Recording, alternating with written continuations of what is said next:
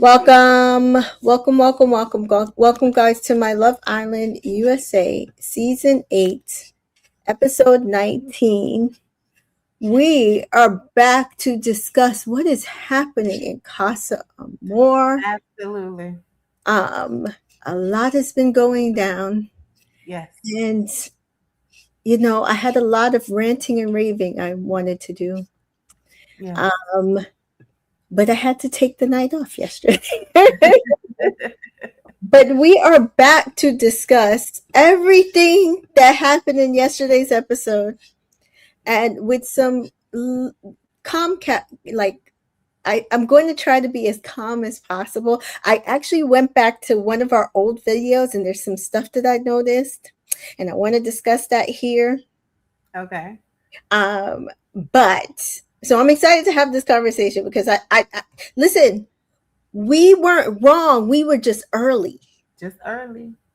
We were just early, Just early.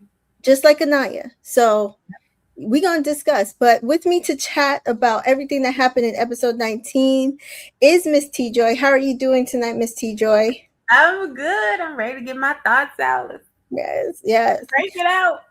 And in the chat we have both. Both is like, what is sincere I problem? will. Sincere was the least of my worries. Sincere was sincere. He was consistent last night. I feel like I'm like he didn't give me anything that I wasn't expecting. Right. Kayla's here. Hello, Kayla. Jessica's here. Hey, Jessica. Yeah, that part just early. No, seriously. If you watched our early episode, we were just early. Boss Queen is here. Hey, my favorite lady. Yes. So somebody's mask totally fell this episode. They Like, were tired. They were tired of covering up. They don't have to cover up no more. What you talking about? People over here want them. They ain't got to beg for kisses no more. They stock is up. Their aura is on. They got their powers back. What you talking? What are you talking about? Exactly. Casey said exactly. We have bigger fish to fry than Sincere. At this point, Sincere is like, he might be fifth on my list. Here, he is himself. He been this way the whole time though. You know what I'm saying? Yes. Kay says, hello, ladies in chat. I hope y'all are doing well. So ready for this recap. Hey, Kay, thanks for joining us. And yes, the whole mask fell. So, like, listen, Sincere was sincering, but honestly, I kind of feel like Sincere met his match because she was matching that manipulative energy or manipulative energy. Your emotional intelligence. I just, Yeah, I was like, I see you. I'm like, who emotional? And that's what he like. He like, I journal. Nigga, please. I see you, Amara, and I peep your game. Exactly. I feel you, honestly. Like, I can't even hate the game. I would have to hate the player. And when you're playing with the player, you just got to play. And that is what I think Amara is giving us. Exactly. Because that's what I think Amara is giving us. She's trying to get herself into the villa by any means necessary. Yeah. And she knows that the only person who is going to give her some play right now is Sincere. Right. And maybe she could get there. Give him a little bit of words of affirmation. Some little bit of physical, compliments. Yeah. And then, maybe she could get there. Maybe. It's worth a try. Maybe there are possible boys after that she could switch to when he goes back to Melanie. Honestly, I can't hate it. I think it's good strategy at this point. She doing what she gotta do. Exactly. So we start the episode with our resident supposed lover girl, Kenzie, and her casa boy, Dylan. And do you feel like Kenzie is a lover girl still after this conversation? Or do you think she's a horny person? I never saw her as a lover girl. I see her as a horny. No, she thinks she's a lover girl. Yeah, she says she's a lover girl. But we all know she's not introspective, so I'm like, this is not giving lover girl. No. Melanie gives lover girl to me. Yes. Melanie has the most little rose-colored glasses over her eyes, and she's just so cute. And she's like, "I just love me, cuddle me, give it all to me." But no, Kenzie's there. Asks Dylan, "What's your birthday?" And he says April 2nd. So he's an Aries, another Aries. And his birthday is actually my dad's birthday. And she says, "Oh, you're 6'3", and he says, "Well, yeah, maybe like 6'4", and I'm like, "He's probably 6'2". Right, because they always try to exaggerate it. Yeah, and Kenzie says, "No, I did notice that you're tall." And Dylan says, "Well, both my grandparents are tall, so." And I was like, "So did it skip like your parents and went to you, or did your parents not tall?" Sometimes it does that, yeah. And so she says, "What do you call your grandparents?" And Dylan says, "Well, on my mother's side, grandma, grandpa.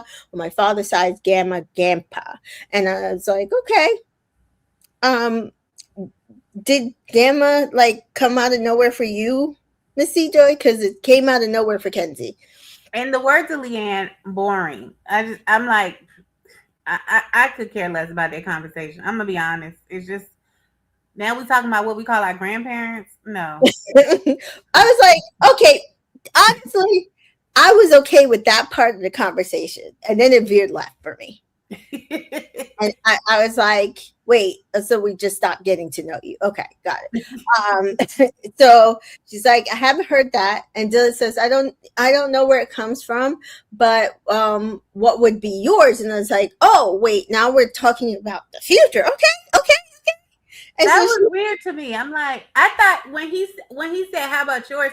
At first I was thinking he was asking her, "What do you call your grandparents?" Yes, that's what I thought too. But then she was talking about how she would want her grandkids to call her. And I was like, what? You ain't even had kids yet. Yeah, exactly. That's why I was like, okay, so you took this as a future discussion. And then you took it into a sexual place. So I was so confused with Kenzie, because I was like, hey, girl, I don't think that's what he was asking, but okay, we'll go ride with it.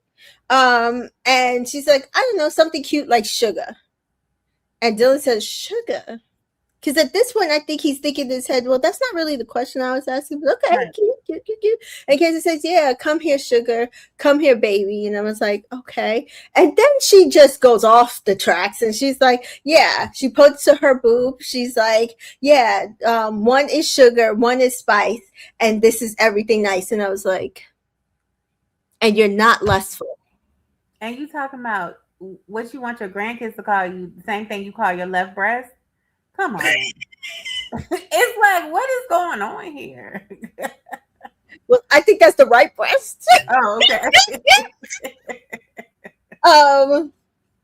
So I was like, okay, it's very clear that she's like, she can't help herself. She leads with sex. She does. She can't. Her conversation, her mind is. She doesn't have enough confidence that that's appealing to anybody. She leads with sex. That's what she does, and it's really lust, and that's all she's offering. Yep.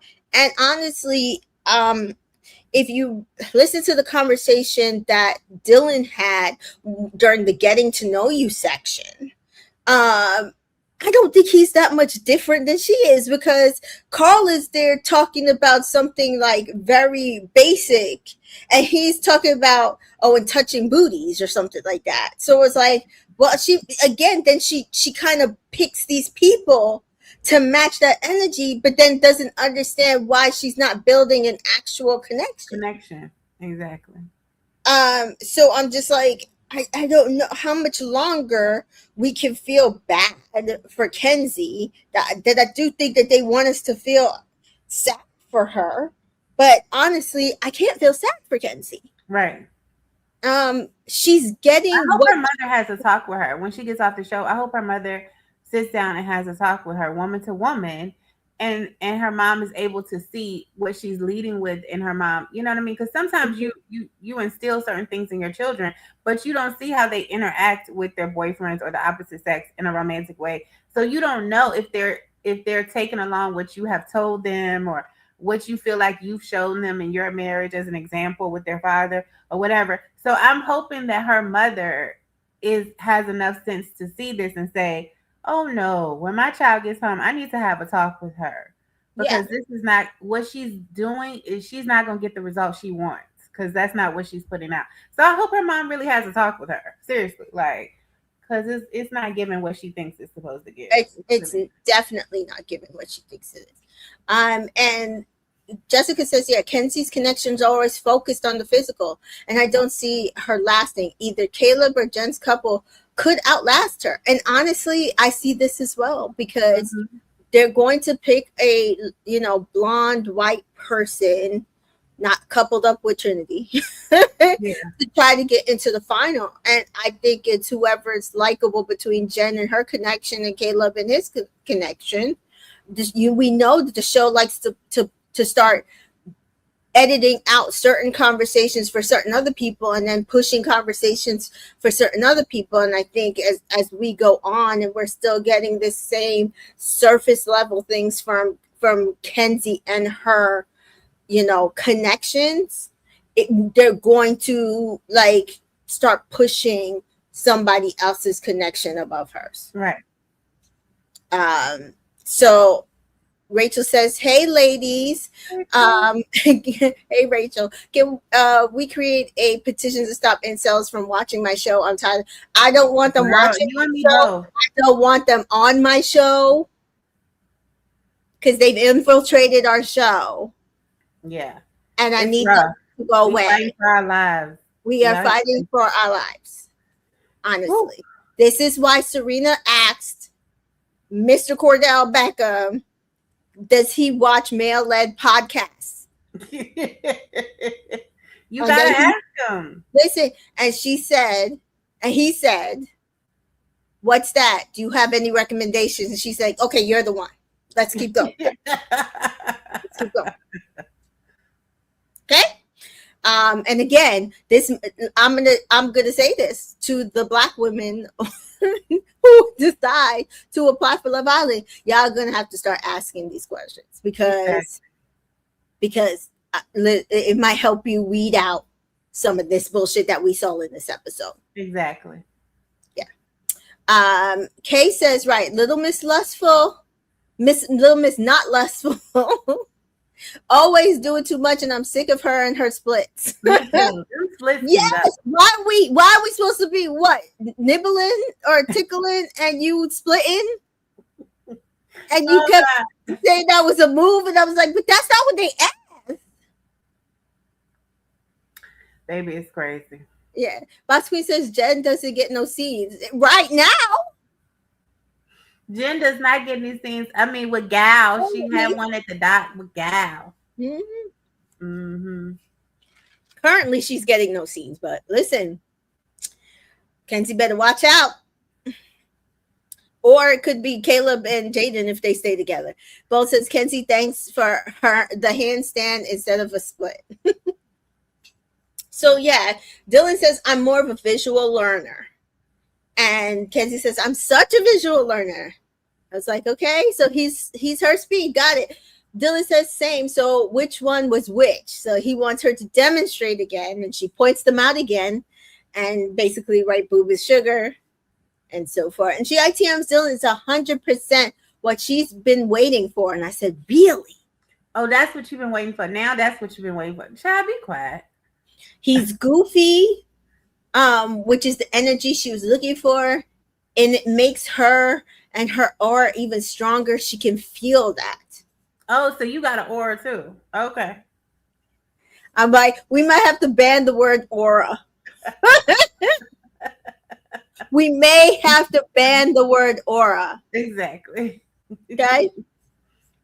And Kenzie says, I'm definitely so glad you're here. You're definitely fun, and I feel like you're a good guy. And Dylan says, definitely. Like, is he going to disagree with that? No. Kenzie says, well, why are you here? CJ's here. CJ says, hi, Mika. Hi, Miss CJ. T. Hamden's here. Hamden says, I think Kenzie has said the same thing about every guy, and I fear the nurse may have amnesia. Listen, that's why I said, so this is what she's been waiting for. Because I thought it was Corbin. Yes. Before, and then I thought it was Caleb. Yep. And so I'm confused. Because right now, I'm concerned. Yeah. Yeah. So he says, of course, to find love. At this point in my life, I know what I want to do for work. Like I'm enjoying and I love what I do. I live in a place where I love to be. And now I can add someone to the equation and then grow together. And I'm like, he's saying all the right stuff. Right. They always do in the beginning. And that's what I'm saying. And he says, oh, your eyes are so beautiful. It's crazy. And she says, thank you. And he says, you probably get that a lot, but I'll come up with a more original compliment. I said, please do.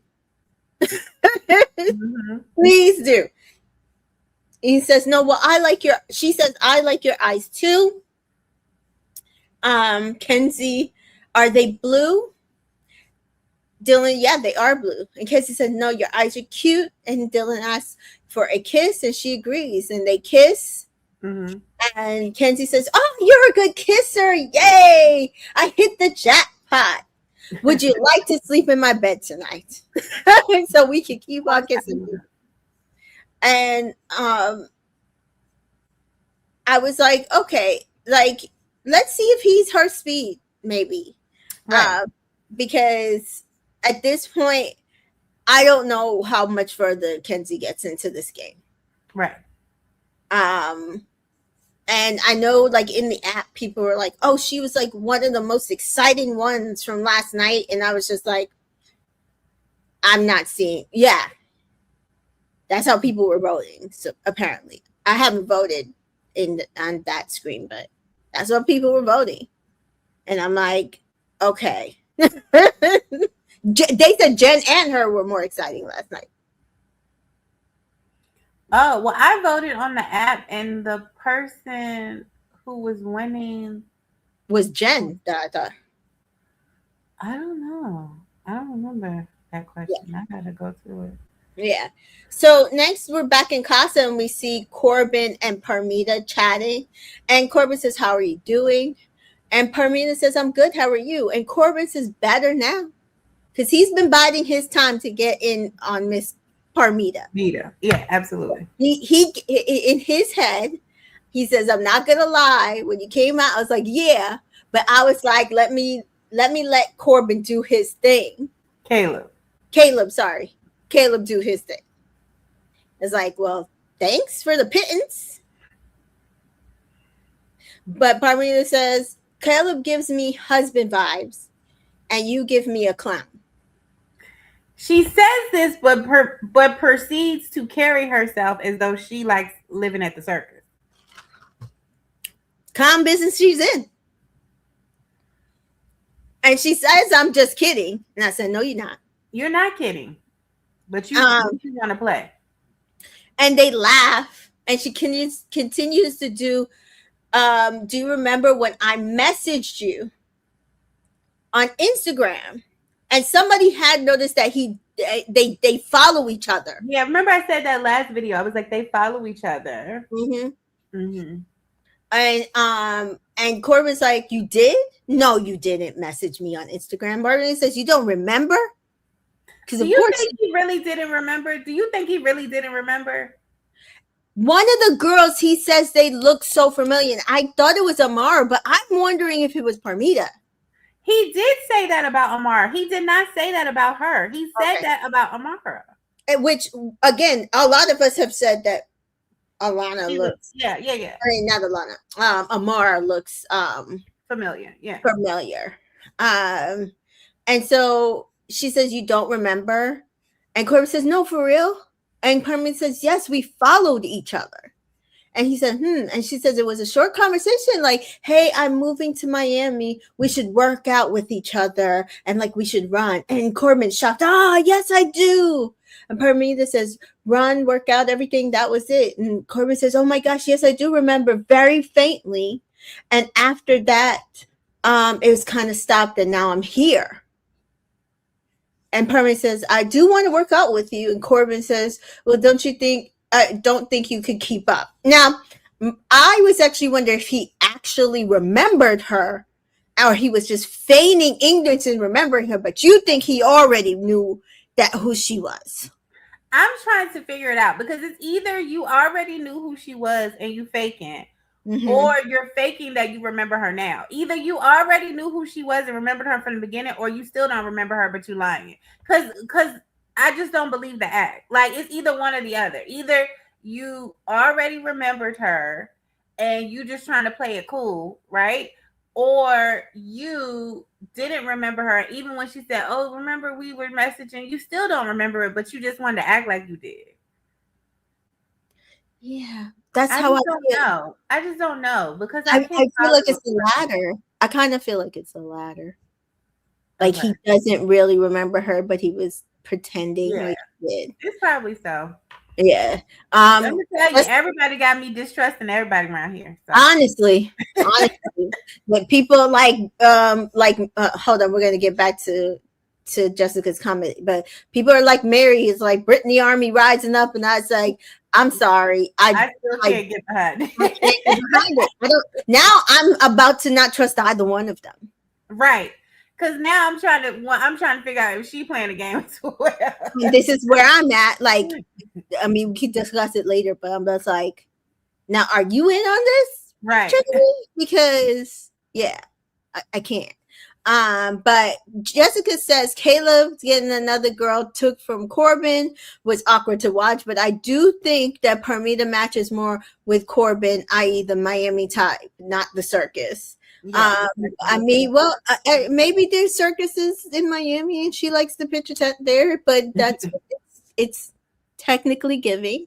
And Kay says exactly, Miss Joy, she must like the circus, but she's entering the she has to like the circus. She has to.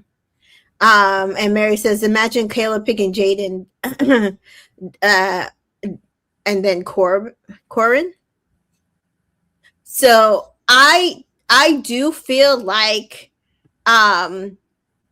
Caleb looks better with he looked better with Parmita than Jaden for me, but I do feel like Parmita and Corbin match like perfectly. Right. I'm not seeing anything with him and Jaden, which actually leads me to something that I'm going to use in a best case scenario later. But Mary says we all are in it on it. We're not, Mary. We're not. I can't do it. Rachel says, I'm just going to vote for my favorite girl. I'm not interested in any of these couples. That's pretty much where I'm at. So hopefully my favorite girl is in the final four. Right. But yeah, it's kind of concerning, these OG boys, honestly. Jessica says, I guess Parmita is thinking she's here for a good time, not for a long time. I think she might really like Corbin. Well, she liked him already. That's why she started following him and messaging him. So she's going off for attraction. We could see that she was a horn dog too. So, she probably too much for Caleb. She probably too fast for Caleb. Caleb not her sweet. He take things slow. He from the South. I mean, she's gentle. He a gentleman. He a husband. She ain't looking for a husband. But that's what I'm saying. I don't think she's looking for a husband. I think she's looking for a now. Because she's also from the South. So I think she's looking for a now. It's obvious based on the fact that she already had this connection with Corbin. Right. And unless she followed him to Love Island, maybe she thought that, this is perfect. This is my way to meet him and be with him and actually build a connection because we already connected prior to this. Right. And Mary says, sorry, cut off. Imagine Caleb picks Jaden and Corbin doesn't pick Parmita. I would laugh. Corbin is picking Parmita. Yeah, he's not No, going back to he's Kenzie. not going back to. He forgot he was even in the He couple. forgot that he was in the couple. He thought he went there single like Caleb. So Right. no, he's not picking. He's not picking anybody but Parmita. I think at this point. I mean, things can change, but that would be a drastic change for him. Like to start. He's coming back with something. He told y'all that when he first got there. He was like, "I'm leaving with something new." Yeah. He told you that when he first got there. He's coming back with something. It depends on who gets to pick first. If Caleb gets to pick first and he decides to just pick Parmita anyway, then Corbin's gonna pick Jaden. But he coming back with something. Yeah, I agree. I think he's definitely coming back with something, and I think right now, unless something drastic happens with him and Parmita, it's Parmita. Yeah, absolutely. And Pito says the same thing. Corbin is picking somebody. Hi, Pito. Why would he go back single? I don't know why Corbin would go back single. He wouldn't. You gotta have somebody in his bed. He's not doing that. Because he already know Kenzie over there doing a split on somebody. He done told y'all. He already know what she doing. He know what type of time she on. Him and her on the same type of time. He over here doing it and she over there doing it. He already know. Yeah. Hamden says if Melanie couples up with a girl, she might get the win. Her sister said that she actually openly bisexual and Kata went straight for her. Listen, if Melanie and Kata couple up, I'll vote for them, honestly. I'm serious. I'm Melanie and Kayla to couple up, and then Zach and Bryce. Is that what it's turned into? And Zach and Bryce could get done. I honestly, I'm good. I'm good with it. I'm sorry for Trinity though, but hey, yeah. I'm good with it. But I would, if Melanie and Kata was to me, I would vote for them, and they would be the first bisexual winners of Love Island. I'm fine with it. I have no problem. At this point, throw all the men away. Too bad Bryce and Zach aren't likable, because I would also vote for them. But they aren't. I want them gone. No, they're not. None of that. They're not. Yeah. So,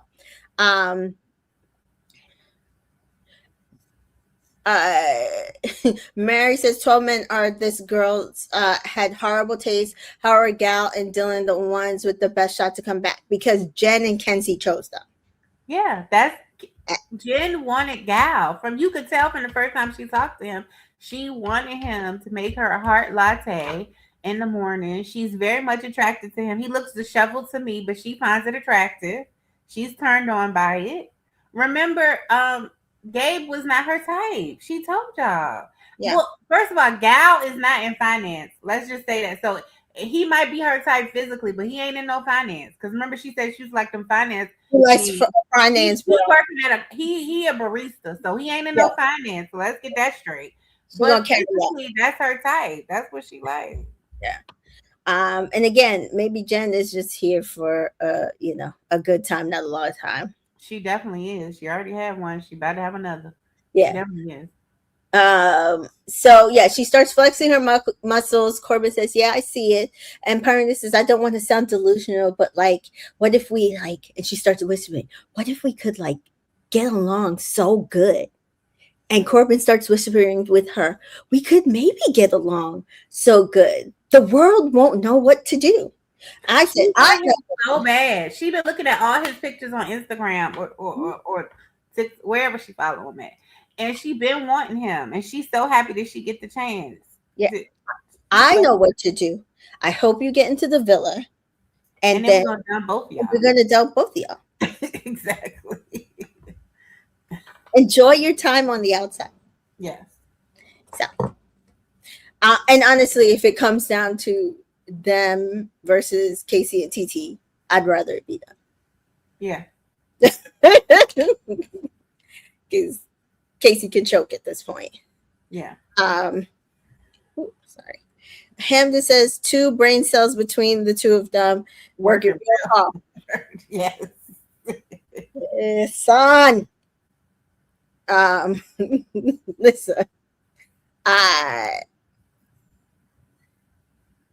Mary says production is not sending more men. If we get final bombs next week, it's going to be 1 or 2 girls. I rebuke this. Y'all don't nobody. Mary, get off the screen. No. Mary just want to rile y'all up. Don't let Mary rile y'all up. Listen, I rebuke it. I rebuke it. So Parmita says, I'm trying to allow me and Corbin to grow our connection. He's like the guy version of me. Why would you want to date the guy version of me? Like, this is why I stay away from other tourists. But some people like the guy version of themselves. They're so obsessed and narcissistic about themselves. They would like having the opposite, sex of themselves. They would feel like we would just get along so well. It would be so perfect because we would like the same things, do the same thing, act the same way, and then have the opposite set of tools physically to have a good time in the bedroom. Some people like that. You know what I mean? I personally don't date Virgo men. That doesn't work for me. But, some people like it. I've seen people, Libra and Libra together and stuff. Some people like it. I mean, I was married to a Taurus for 12 years, with him for like 18. And yeah, I mean, I'm speaking from experience. He was on the cusp of Gemini though.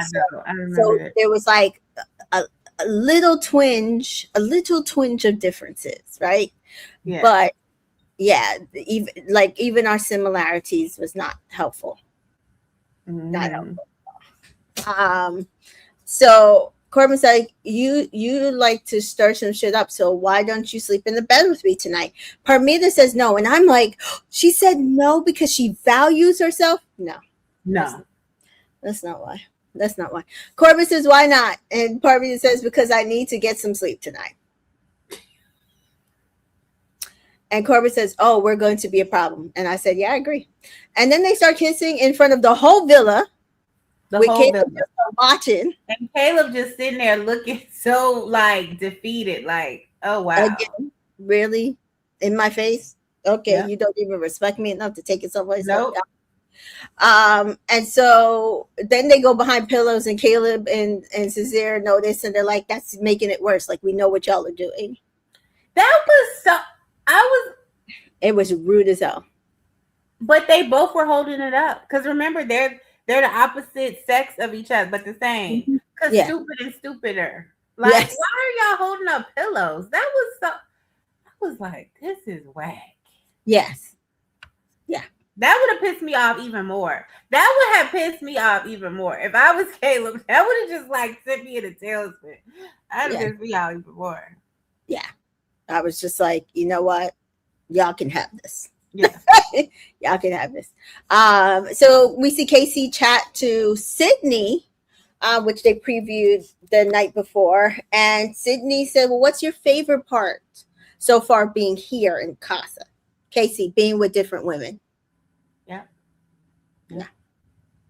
And Sydney says, well, these women that actually want you guys. And I was like, Sydney, I'm confused. Who told you guys, like, what production member told you guys that the girls in the villa did not want these men? Nobody told them that, but she's saying what she got to say towards him to try to get in the villa and to make it seem like they're the better pick for them. Nobody told them that. She just knows she got to say the right words to stroke his ego. I was just like, this is actually annoying because you don't know these women. Yeah, I mean, she was disappointing. They disappointing to me. But I know they got to do what they got to do. But. Like, it's actually very frustrating to watch them consistently bring up. Like, I don't know. I feel like I'm crazy because I feel like unless you have like something specific to say to an islander, like kind of what Corey did with Melanie, which I respect. Like, I'm watching you get disrespected on camera, so I need to tell you. Right. Unless it's something like that. Mm-hmm. I don't feel like you should have the need to talk about the person back at the villa at all. Right. Like I do not rate it. And this is on both sides. Like the person from Casa and the person, the OG or whatever. Yeah. No, I get it. So it was very annoying for her to say this, and Casey's like, well, being with different women, that brings out different parts of you. So what do you want from this experience? And Sydney says, I want a man. And I was like, you're in the wrong villa. You're in the wrong villa. Right now, unless his name is Caleb, you're in the wrong villa. Because all we got over there is clowns, child. Clowns. And Casey says, well, what's your type? And Sydney says, sexy, tall, muscular, good health, good shape. I don't have a specific type. And I said, I mean, that was pretty specific. How tall is Casey? Because I was like, you just said sexy, tall, muscular, great shape. That was the type to me. Yeah, that's what I'm saying. That's pretty much a type. Because is Casey tall? It seemed like Sydney was taller than him with the boots on it. Or was it just me? I don't know. It did kind of seem like either they were like eye level, or like she's a little taller, just a little, with the hair. Jessica says the Casa girls do this every year, especially since season 6. It's like they are not confident in their own sauce. They shouldn't need to dig at the OG girls, right? Yeah. It's odd to me. Kay says, do we think we're having a movie night this season? Probably so. Sierra said on After Sun that she wants to see something on movie night. So right now the assumption is we probably might see it because they left it in the edit. Yeah. Because I think if we weren't getting a movie night, they might have cut that out. So I do hope at this point we need a video clip and a movie night. Like we need one. Yeah. Like air we breathe. Yeah. Jessica says exactly. The real men are scarce around here. Scarce. Mm-hmm. Someone said that a Casa guy is not touching their 100K on Twitter. I think it was, and I was like I get it. Y'all have a problem with Brian from last year, but honestly, which OG boy actually deserved the 100K right now? Well, you know these people love Bryson Trinity. I don't know. I not me. So they're saying a Casa guy can't get the money, but a Casa girl can? Is that what they're saying? Well, somebody else in the comments said a Casa girl is. I was like, I can't. Alex Cooper is here. Hi, Alex. Jessica says they casted a lot of tall women this season, not many petite women. So I think Casey is tall, but not as tall comparatively. It kind of does seem that way. Like even with Anaya, he did like it all seems like very, very eye level. Yeah, I agree. So almost like they're at the same height. Yeah. So Kay says I missed Sierra saying that. Great catch, Mika. Well, let that expo. Please and thank you. So Alex says, listen, Trinity and I can partner up with a stack of potatoes and they'll get my vote. And this is where I'm at. Hello. The stack of potatoes are and Casey. That's how I feel. Because if it's Bryce and Casey, I don't know what I'm gonna do. I'm hella conflicted. Yeah. Vera's here. Vera says, hi ladies, I was disappointed in Casey. He lost all redeemable qualities. Absolutely. He's a loser. Mm-hmm. But we'll get that. Jessica says that's why Naya and Trinity were excited to know Carl was 6'4". That's what I think. Like I think they are tall. So they were excited to, find out that they had men, one, who also were taller than them. Yeah. So then she asks, well, what kind of man are you? Are you more dominant? And it's like, why? Dude, like man. you start off so good. This basic man, but the way he answered her. Yeah, like we start off so well, and then we go sexual. Always. That's everything. I don't understand it. Casey says, well, I'm pretty free flowing. I'm laid back. And Sydney says, well, would you say, and I'm just going to throw the shit out there. Are you like dominant in the bedroom? I said, does he look dominant in the bedroom?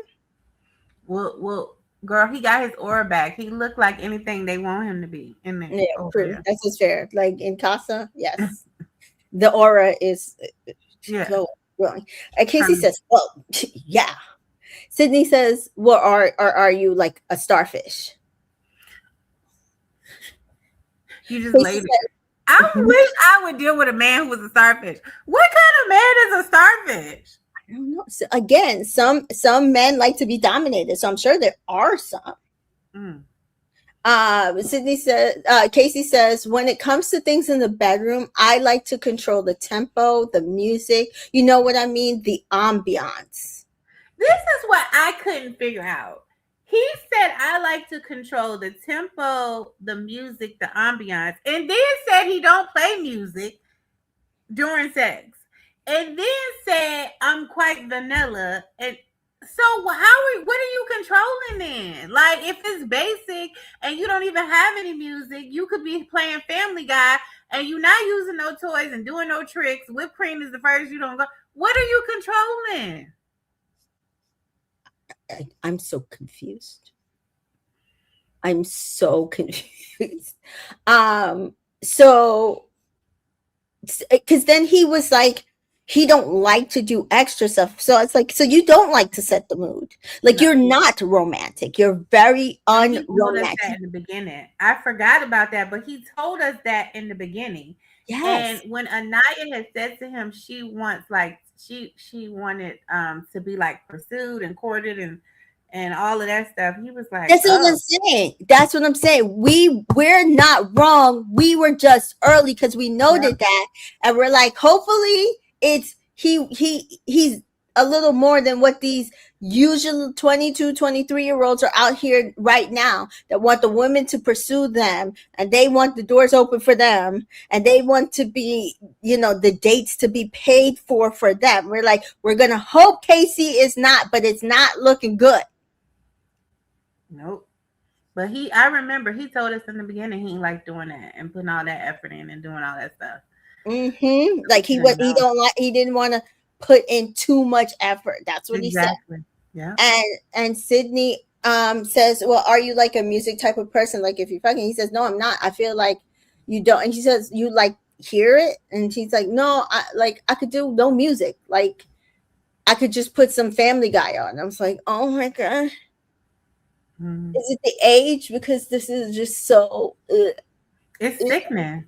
And just, you know what I mean? Like, I don't need all that extra, I was like, yeah, you don't need ambiance or romance. But what about what your partner needs? That also lets me know that you're selfish, because you're talking about what you don't need, but your whole goal should be to satisfy your partner. But it's not about your partner, it's about you.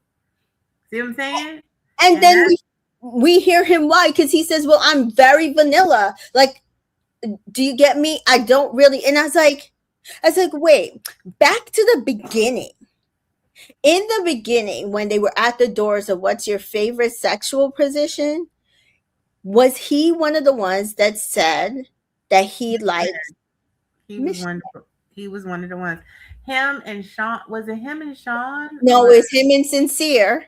Okay. And Anaya. Because that was like the first question.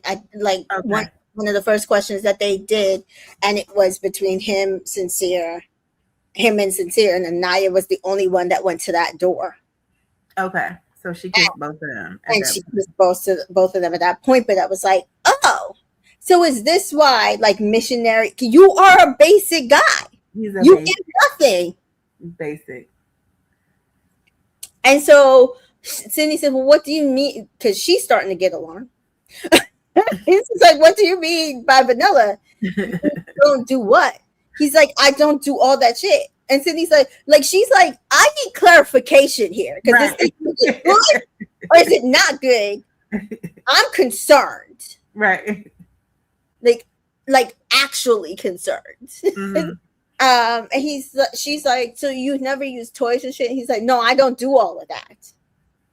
And she says, well, I've never tried toys and shit, but besides toys, have you done whipped cream and shit and other stuff like that? And he clears his throat and he says, I've done whipped cream. I like whipped cream. Sydney says, I don't. He said, I mean, it's cold, it's sweet, something different. That's the most I've done. And I don't believe that he's done whipped cream. I don't know that he's done a lot of things. He probably hasn't done 69. He seems selfish. Does he even perform cunnilingus? Like, what's going on? Yeah. So this is what I'm saying. Like it's giving, he gives nothing. It is. Jessica says Dudsey has the nerve to call Anaya grandma, but called himself vanilla in the bedroom. So you sit there and get mad because she would not give you any, but your plan was to give her vanilla. So we should be glad we didn't get the hideaway with them, because if they had went into the hideaway, that entire closet would have stayed closed. Yeah, she wasn't giving them none anyway. But at least, like, if you're not going all the way, you play the game. Things. But that's the thing. Like, you found out one of her things is she role played as a Terminator or something. One of the Terminator. Yeah. You over here just doing vanilla. You don't even do that. Probably don't do role playing or nothing. Yeah. And she, Jessica says, corny loser. Zach said he was a pillow prince in his intro. I'm concerned about Zach. You're right. They very much concern me. Joanna is here. Joanna says, I don't want a starfish man. I know. That's what I'm saying. How can you even be a man and be a starfish unless you a bottom? Unless you a bottom. Age thing? Like, I feel like this is an age thing. I mean, a homosexual relationship. I just don't. How can you be a starfish as a man? Jessica says KFC just be fatting a bunch of shit, just bumping his gums all the time, but says nothing of substance. This nothing. is what I came to. I was tired of that too. It's just, he's stupid. Yeah. Jared says Casey was such a dork in this conversation, begging for physicality, but being vanilla. That's what I'm saying. You're trying to rush me into giving you some, and then what I'm gonna get in return is vanilla. You talk about somebody that's gonna get cussed out. Like, you wasting my time. Kay is here. Kay says Casey is low effort in every aspect, including romantic pursuits and sex. And I think he believes he's the prize and should be chased pleasure, not the girl. Yes, we learned that this episode. He definitely thinks he's the prize. And he definitely thinks that he should be pursued because these girls are coming after him and choosing him and pursuing him. Because they're being so blatant and assertive about it. You know what I mean? Oh, I'm here for you. We're here for you. I want you. You know what I mean? So, absolutely. Chantel is here. Chantel says, hey, maybe a virgin. He may be a virgin. Do you think he's a virgin? I mean, it's coming. I don't think he's a virgin. No, like, he doesn't have that much experience, but I don't know if he's a virgin. I don't think he's a virgin. It feels like he's a stick and mover kind of guy. Yeah, I think he just in Fresno having porn vanilla sex. Just no effort. But she thinks, I think he meant he doesn't go down on a girl. I think he means that he literally means nothing. He means basic. He don't do nothing because he's saying he doesn't use toys. He's saying he used whipped cream, but I don't even know if he used that. So he ain't probably use no chocolate sauce or nothing. You can do that on fingers. You can do that just like eating and sucking. You can do it on nipples. Like, he ain't doing nothing, child. He ain't doing nothing. Yeah, I don't think he's doing anything. Perche is here. Perche says someone said that Casey talks like a virgin. Listen, something. TA is here. TA says, hey, my favorite lady, Trinity and a knife for the win. If we could, yes, if we could, I would. Joanna says Casey just wanted to cuddle. But he like that's not what he wanted. So that's why I'm like somebody said, Casey confuses me because that's not what I'm getting here. No, he wants more than that. Anaya gives him cuddles. He wants more than that. He called her a grandma. No, he wants more than that. Mary says Casey has been lazy and expected his partner to do all the work in bed. This is what I see. Yes, I think so. Yeah, like that's what I'm getting. So I don't know. Again, Kay is saying Casey is not a virgin. Early in the season, he told Anaya the last time he had sex was his birthday, April, I think. Yeah. But is he telling the truth? I no longer believe what comes out of the mouth of this man. I believe he had birthday sex just randomly. Because remember, he was saying he hadn't had sex in a while, and he just randomly like had called up somebody just to have birthday sex because he hadn't had sex in so long. Yeah. So Sid says, speaking freely, what do you think I can improve on right now? Like something that you want to see from me. And this is where I was like, what are we talking about, Sydney? What do you want to improve on? You willing to improve something to get this man? You're the prize. No interest in you until this conversation. You're the prize. Am I did I miss that point? Girl. That's what I'm saying. These women will accept a piece of man just to say they have a man. Because that's ridiculous. Is there anything I can improve upon? My God, today. So Casey says, I think you're doing everything great. So he says, okay. And he says, you have a great energy. You're bubbly. I fucks with you.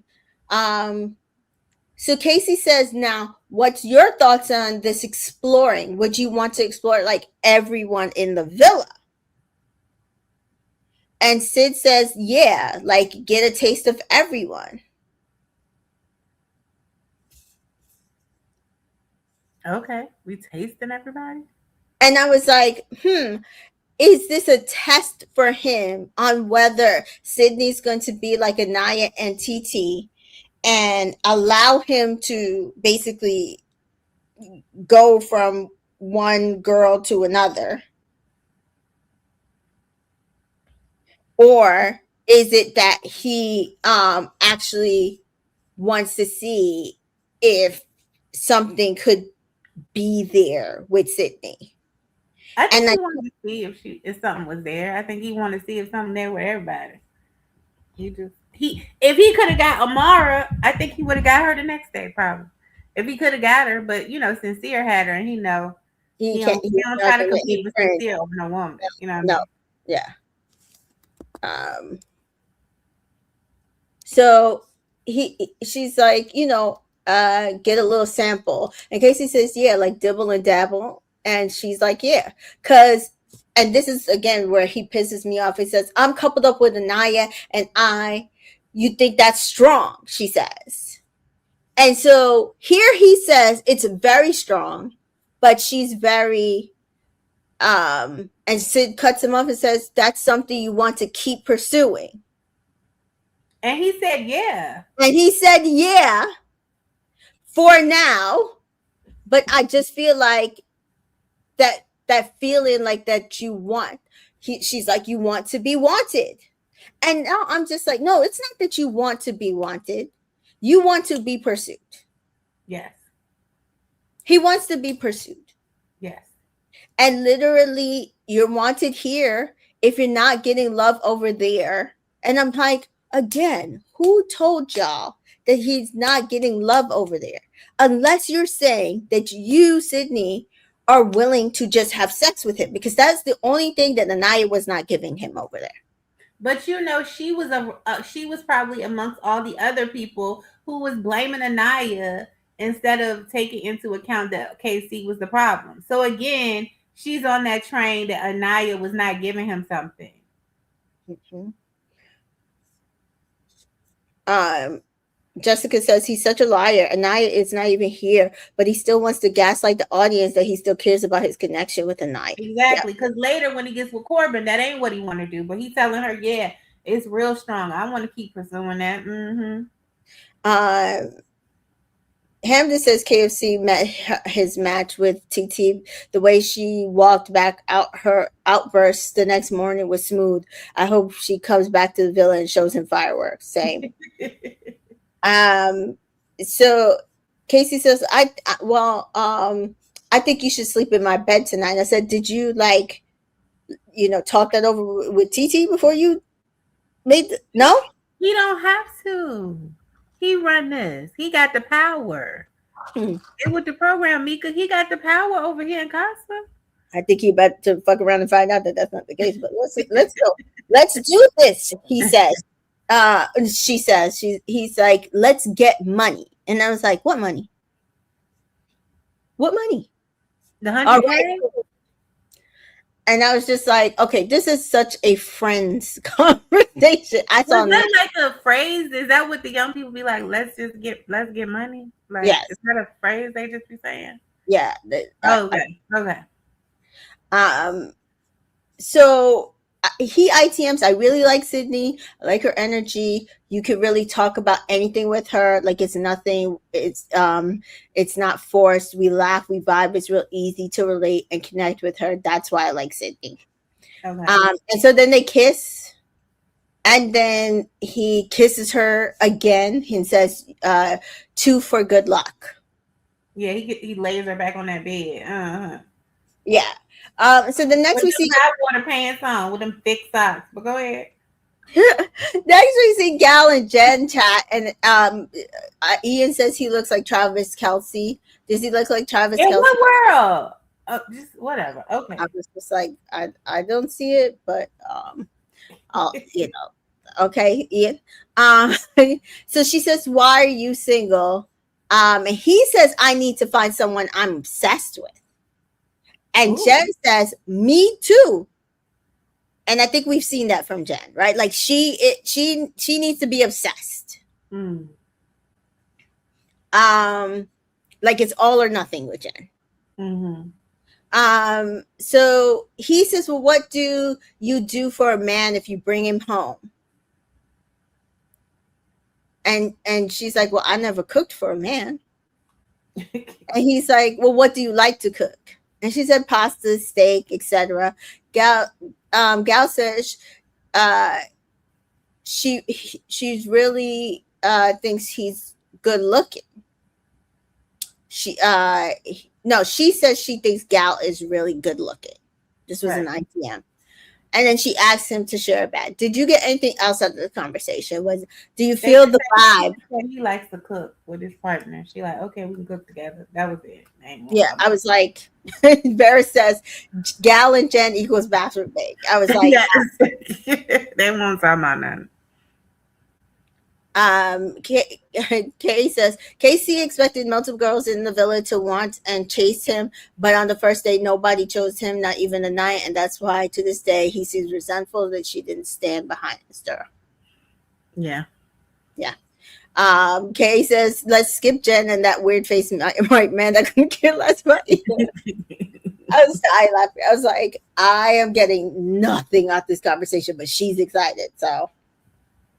Alex thinks that they look like siblings. Oh my god! Whenever I look at Jen, I never get past that mode. I don't be knowing what be going on. I just So Mel and Ronnie chat, and Ronnie, she says to Ronnie, "Did what he saw of her scare him?" He said a little bit. Mm-hmm. He's a little bit. Kind of like a beware of dog sign. I love dogs. Hey, Sunita.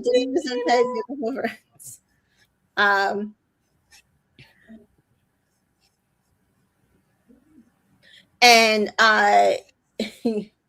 he's like, and she's like, it's a cute dog. And he agrees, cute dog. And I was like, I don't know how much I like him comparing her to a dog.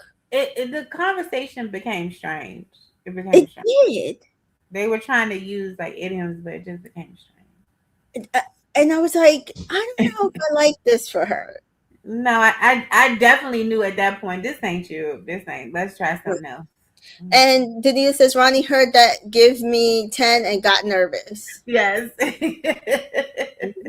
So then they started going back and forth between Amar and Sin in Casa with Ronnie and Mel in the villa. And I was just like, okay, all this back and forth for probably them to bring neither of these two people back, but Right. okay. Exactly. So Amara says, "Did you enjoy sleeping in the bed together?" And he says it was a nice icebreaker, and then he tells her that he likes her dress. Uh-huh. And then we go back to Ronnie. He says quality time is his love language, and I said, "Oh, that's my love language as well." And he says, "With my girl, I will never get tired." I said, "Yes, that's I like." Sweet. Yeah, that's real sweet. And so she asks what's his longest relationship, and he says 1 year and 3 months, and I'm ready to get back into it. I think love is the purest thing we have in the world. And it's like, I gotta look up Ronnie's sign, because is he a Taurus? Nice. he sounds just like me. Oh. And so Mel says, I love that. And of course, she's a Scorpio. Scorpio, of course she loves it. Gonna love that. She loves to hear it. And so we go back to Sin, and he says, I want to be open at least to this part of the experience. And Amara says, well, I hope that you're putting yourself and your needs first. Me and you are just effortless. You make it feel like home, and I admire your emotional intelligence. And this is where I was like, yes, gaslight that gaslighter. Yes, keep going, Amara. He felt good about that, so he was like, thanks, because I be journaling and stuff, you know, like I be journaling. Yeah. Yisha's here. Hi, Yisha. Now, Danita says he's a Gemini, and I'm like, I knew it was either air. I thought he was an air sign. Maybe all of that is my Gemini Venus. So yes, maybe. Actually, maybe. Okay, Mika. And so Amara says, I do a lot of affirmations, because Sincere says I journal a lot. And I was just like, ooh, y'all are like y'all playing this game right now. And he says, oh, well, you know, I want to talk to you more. I said, you don't want to talk to her more. You want to kiss her more. Right.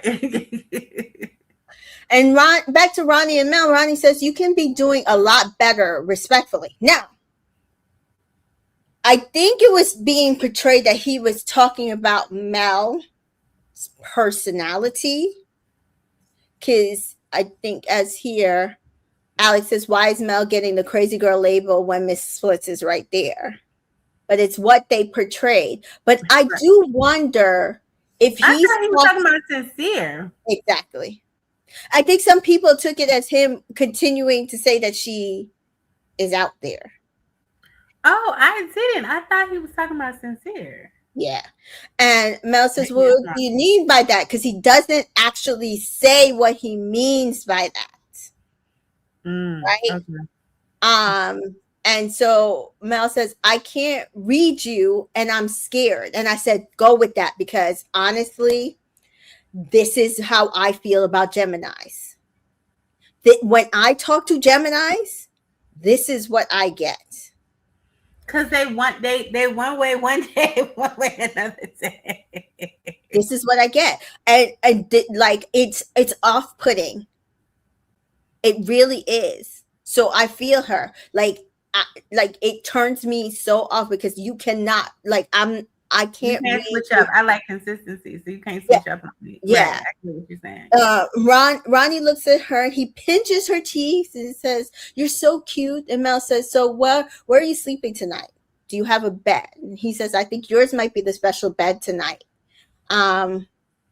And Mel says, "You want to sleep in mine?" And Ronnie says, "If I'm able to, absolutely."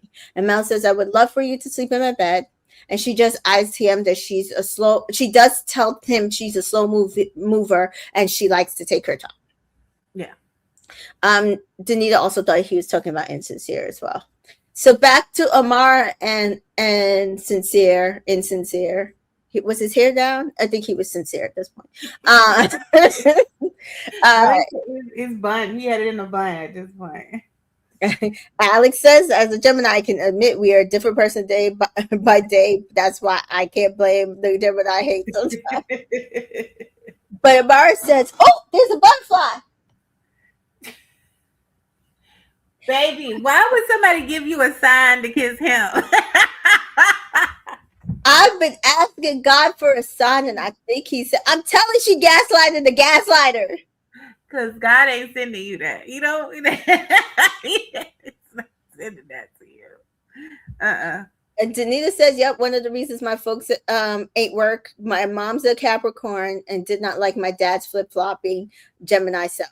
Yep. Kay says Melanie was lying through her teeth. She's not a slow burner and she does not take her time for falling in love. Fair.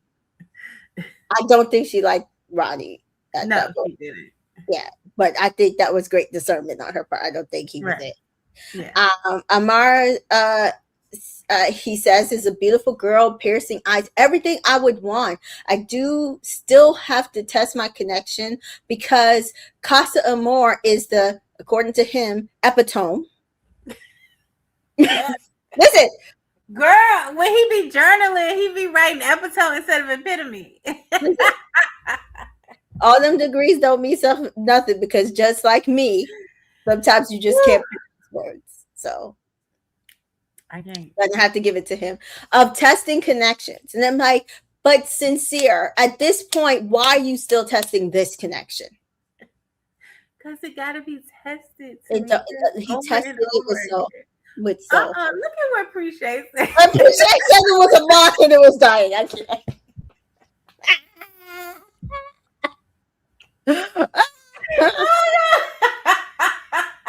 He says, please leave my God out of his mess. Like, I was like, girl, don't stop. And Kay says, I'm calculating, y'all gotta leave Edgar Allan Poe Jr. alone. Hey, y'all are on one tonight. Oh God. Rachel says what I think. Sincere's just bored at this point. He's just bored. He gotta find something to do. The guy's all talking to a girl, so he gotta talk to somebody. He like, I'm gonna just go ahead. I can't. So then we see Caleb still watching Permita and Corbin, and it's clear he's getting annoyed, and I'm unfair. It was quite disrespectful because at this point she's not really paying him any attention. Any attention.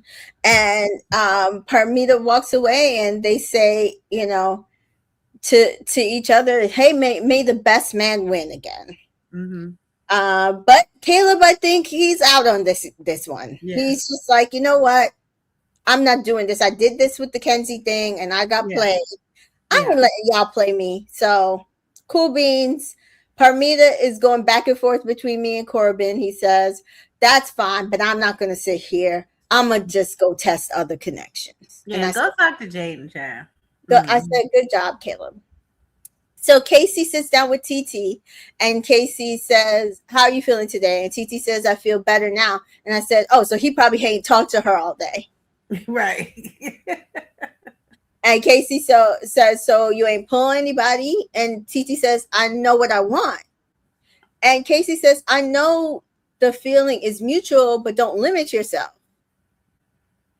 And TT says, no, I'm not worried. And Casey says, how do you feel about sleeping with other people? And TT says, you want to sleep with someone else? Casey says, yeah. TT says, who?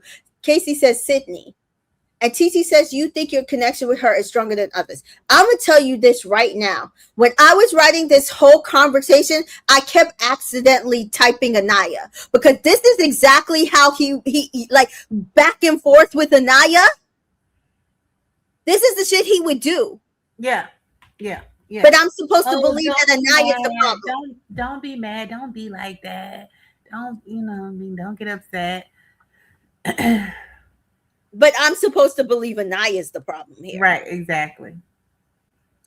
Jessica says, though I think that TT is doing too much, I think Casey is weird to think that he needed to sleep in the bed with Sydney to get to know her. He just wanted to see if Sydney would make out with him. Exactly. Didn't you hear him say, Sydney said, what's your favorite part? He said, all the different women. That's what he came to do. Make out with everybody. Get in the bed with everybody. Do all of that. Vanilla stuff. Yeah, that's what he came to do. And Danita says, and it was at that moment that TT began to crack and the crazy began to spill out. And Alex says, like a little bit of crazy. They like a little bit of it. I think he does like a little bit of crazy. And Alex says, I feel like Casey was soft launching, not bringing Tiara back to the villa. Right. Oh, no, I think he would bring her. I think he was trying to see if he could find a happy medium of somebody who would give him what Tiara gives him, and versus somebody, but you know, she's bringing all that crazy, like worse than, quote unquote, worse than Anaya. And Zach, you and me with these fucking microaggressions, I'm gonna kick your ass.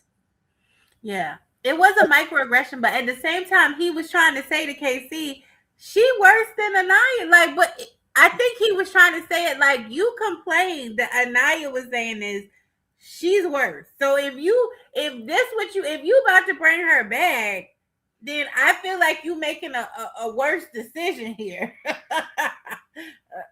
You know, I think that's what he was trying to say, though. Like, I don't know, but it came off microaggressive as hell. And so I was like, you know, at this point, I think he was trying to see if Sydney, because again, Amar's taken, and as we've said, he's not going to fight Sincere for Amar. Right. And so he wanted to see if he could soft launch taking somebody else back who was going to give him like all the rubbing up and down and the sex, and then that Anaya doesn't give him, right?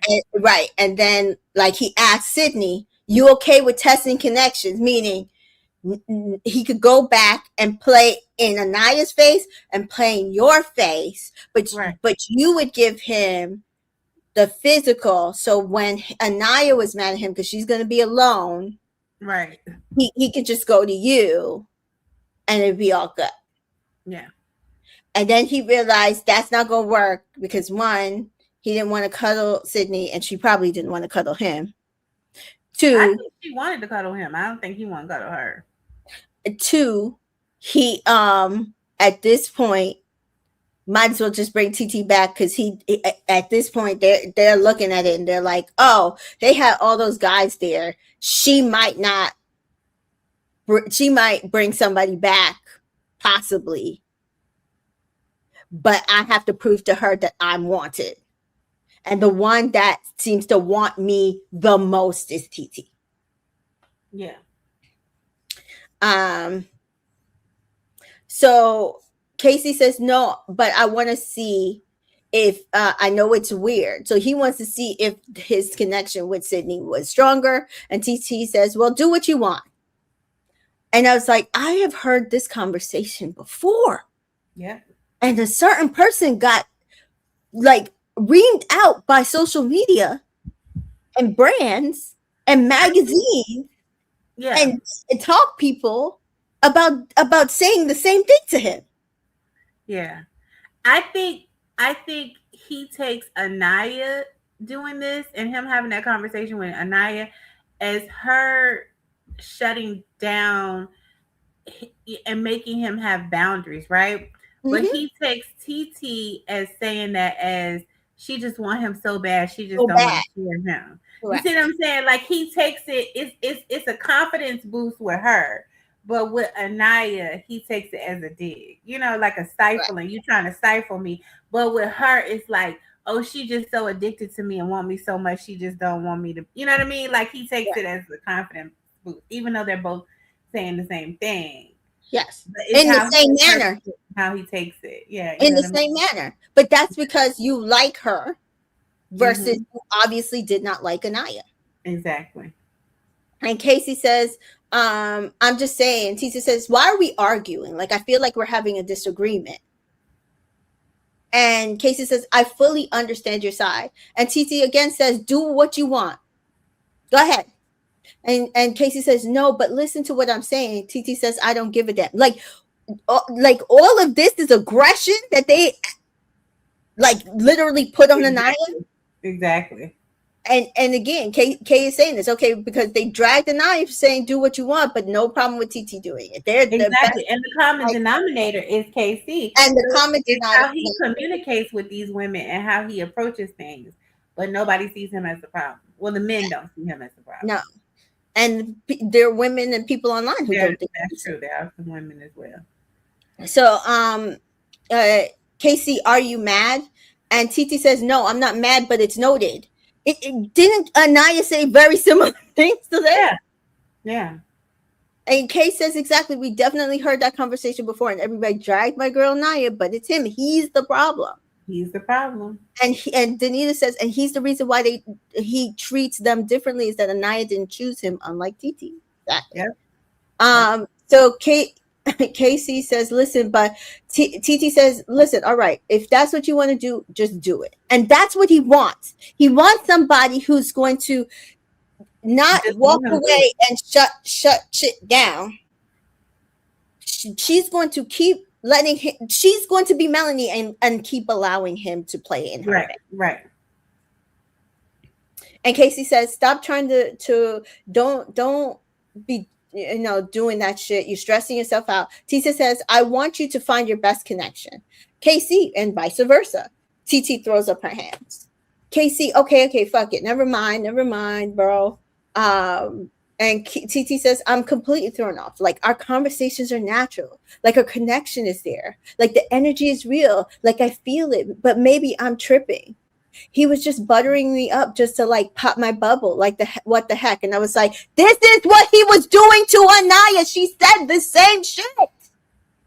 But everyone thinks they're an exception to the rule. I often tell people that all the time. That's how we get new crackheads every day. Everybody always thinks they're an exception to the rule. I'm not gonna get hooked. What are you talking about? I'm not gonna get hooked. You walk around, you see people strung out, itching, scratching, pawning everything they got, looking disheveled, dirty, and you think to yourself, and you judge them, and you say to yourself, I'm just gonna try it recreational. I'm never gonna get hooked. You see that he already treated his baby mama. Don't see the kids. He got 3 or 4 kids by 3 or 4 different women, and he don't never see them. But then, and you arguing with her on the phone and all this, and you think you would exception to the rule, and then you get pregnant, and he do you just like he did them, because this is who he is. He is showing you a pattern. He's showing you his character. But people always think they're an exception to the rule. Mm-hmm. And as Rachel says, he's also treating them differently because Anaya wouldn't put out. And honestly, I've also been there. Like, I've also been in a relationship, a long-term relationship, where I'm going to be honest, when you feel like you're getting treated a certain way, you shut down physically. You don't want to do something because the person is not enticing your body to want to do that with them. And it might be like me, because I'm also an earth sign, and I is an earth sign. It might be that. I don't know if other signs do it as well, but just for me, water signs do not do it. Water signs very much, especially Scorpios and stuff, they can compartmentalize and still have sex. Yeah, I can't. Be attached. I can't either. I'm an earth sign. Of course, I'm a Virgo like Anaya. I can't either. But I can't do it. I cannot compartmentalize that. I will literally just I can't shut that part off in my brain. Absolutely. And if I do like force myself, you're not getting anything out of it. Like I'm starfish. You're gonna be a starfish. Exactly. So it kind of sucks, but that's I feel her. I feel her. Yeah. And Danita says that it Loki feels like Casey wanted to destiny swap with Sincere. Ooh. He did, but he knows better. He knows better. Kay says that that's how we get new crackheads every day. Oh, it is, Kay. It is. Crochet says the resentment Casey has for Anaya because of the first night is very weird because no one stood at your door. So what is the real problem with Anaya? She did not stand at his door. That's the only problem. But she won't fuck him. And she won't fuck him. Exactly. But what about this? What about if Anaya had that same logic? Anaya was not chosen either. She stood at Sincere's door and he did not choose her.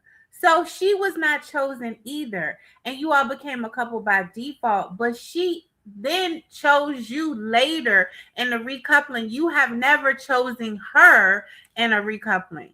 So what if she stood on that hill? But she doesn't. But she doesn't. That's all I'm saying. So stick to that damn door.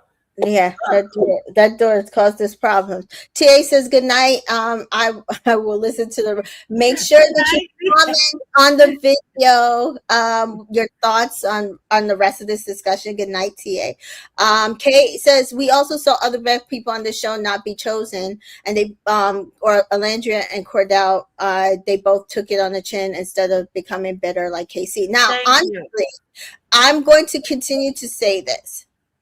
People keep bringing up the Casey to Cordell pipeline, and I said it before in a couple episodes ago. While Serena did not initially choose Cordell, they were not coupled up by default, right? He chose her between her and Hannah because he knew what he wanted. Mm-hmm. Here, Casey and Anaya were chosen by default. So I think also part of this is that Casey didn't also get to choose at that point. And then by the time, again, because he's not fighting insincere. Right. If he wanted Melanie, he could have coupled up with Kenzie, but again, it doesn't look like he likes white girls. Right.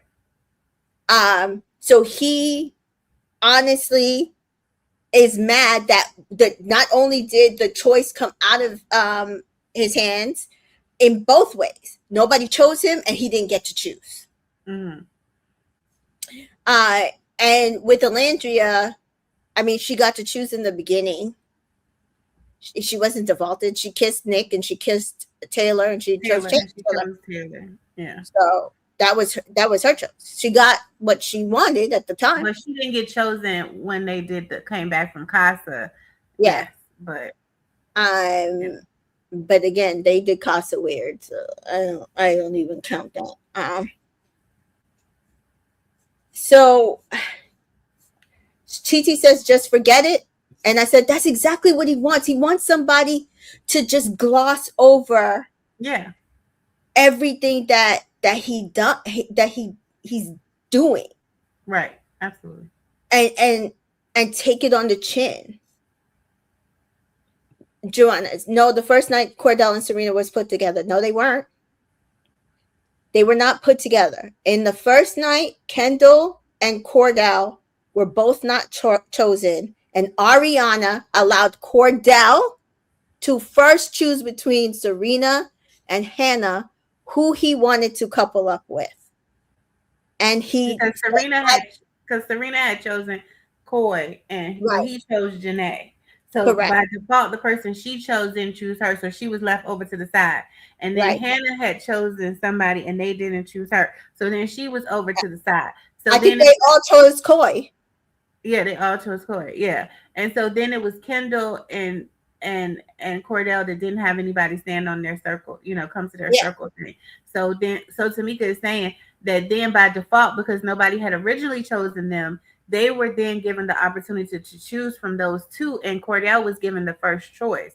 So really, Kendall and Hannah were made a couple by default, and they, and didn't get to choose.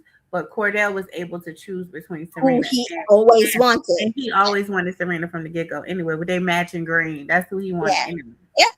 And honestly, how we're seeing Casey move right now is honestly how Kendall moved with Hannah. Because he was upset that she didn't stand on his heart. And he did everything to pacify her until his type on paper walked in. Yeah.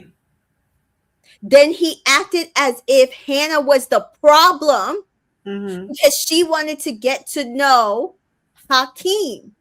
Yeah. And then he made her the problem because he wanted to be chose. And then he left her high and dry. And because he felt guilty about doing all of that to her, he tried to get Cordell to pick her over Serena. Yep.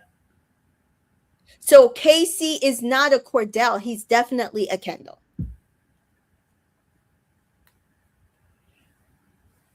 And I want people to stop putting out this narrative that Cordell didn't have autonomy here. He did. He chose Serena every single time.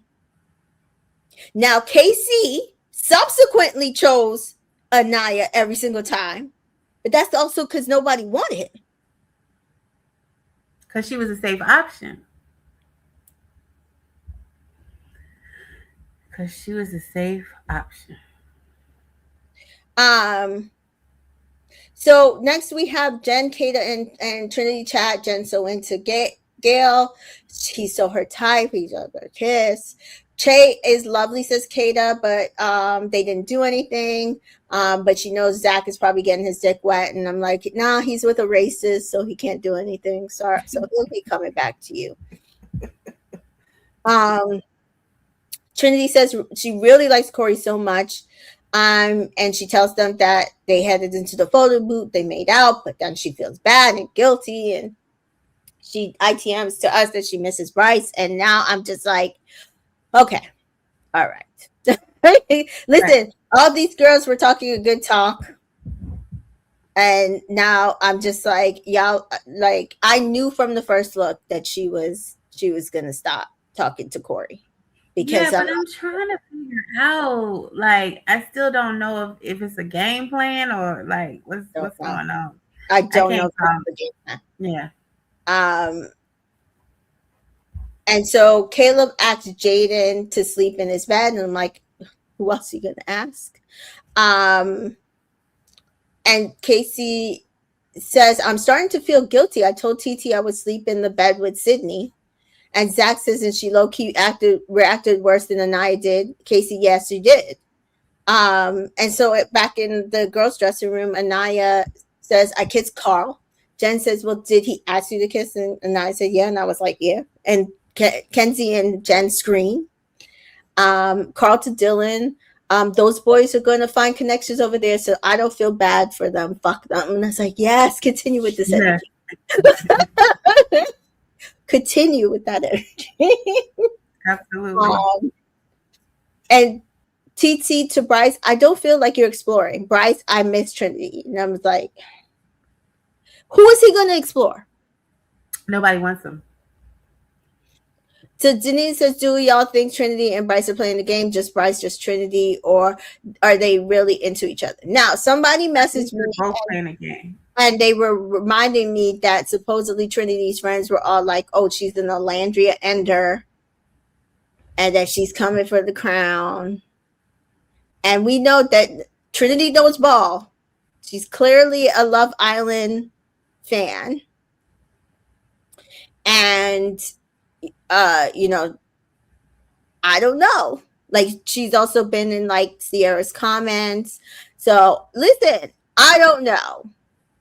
Sierra who? From last season.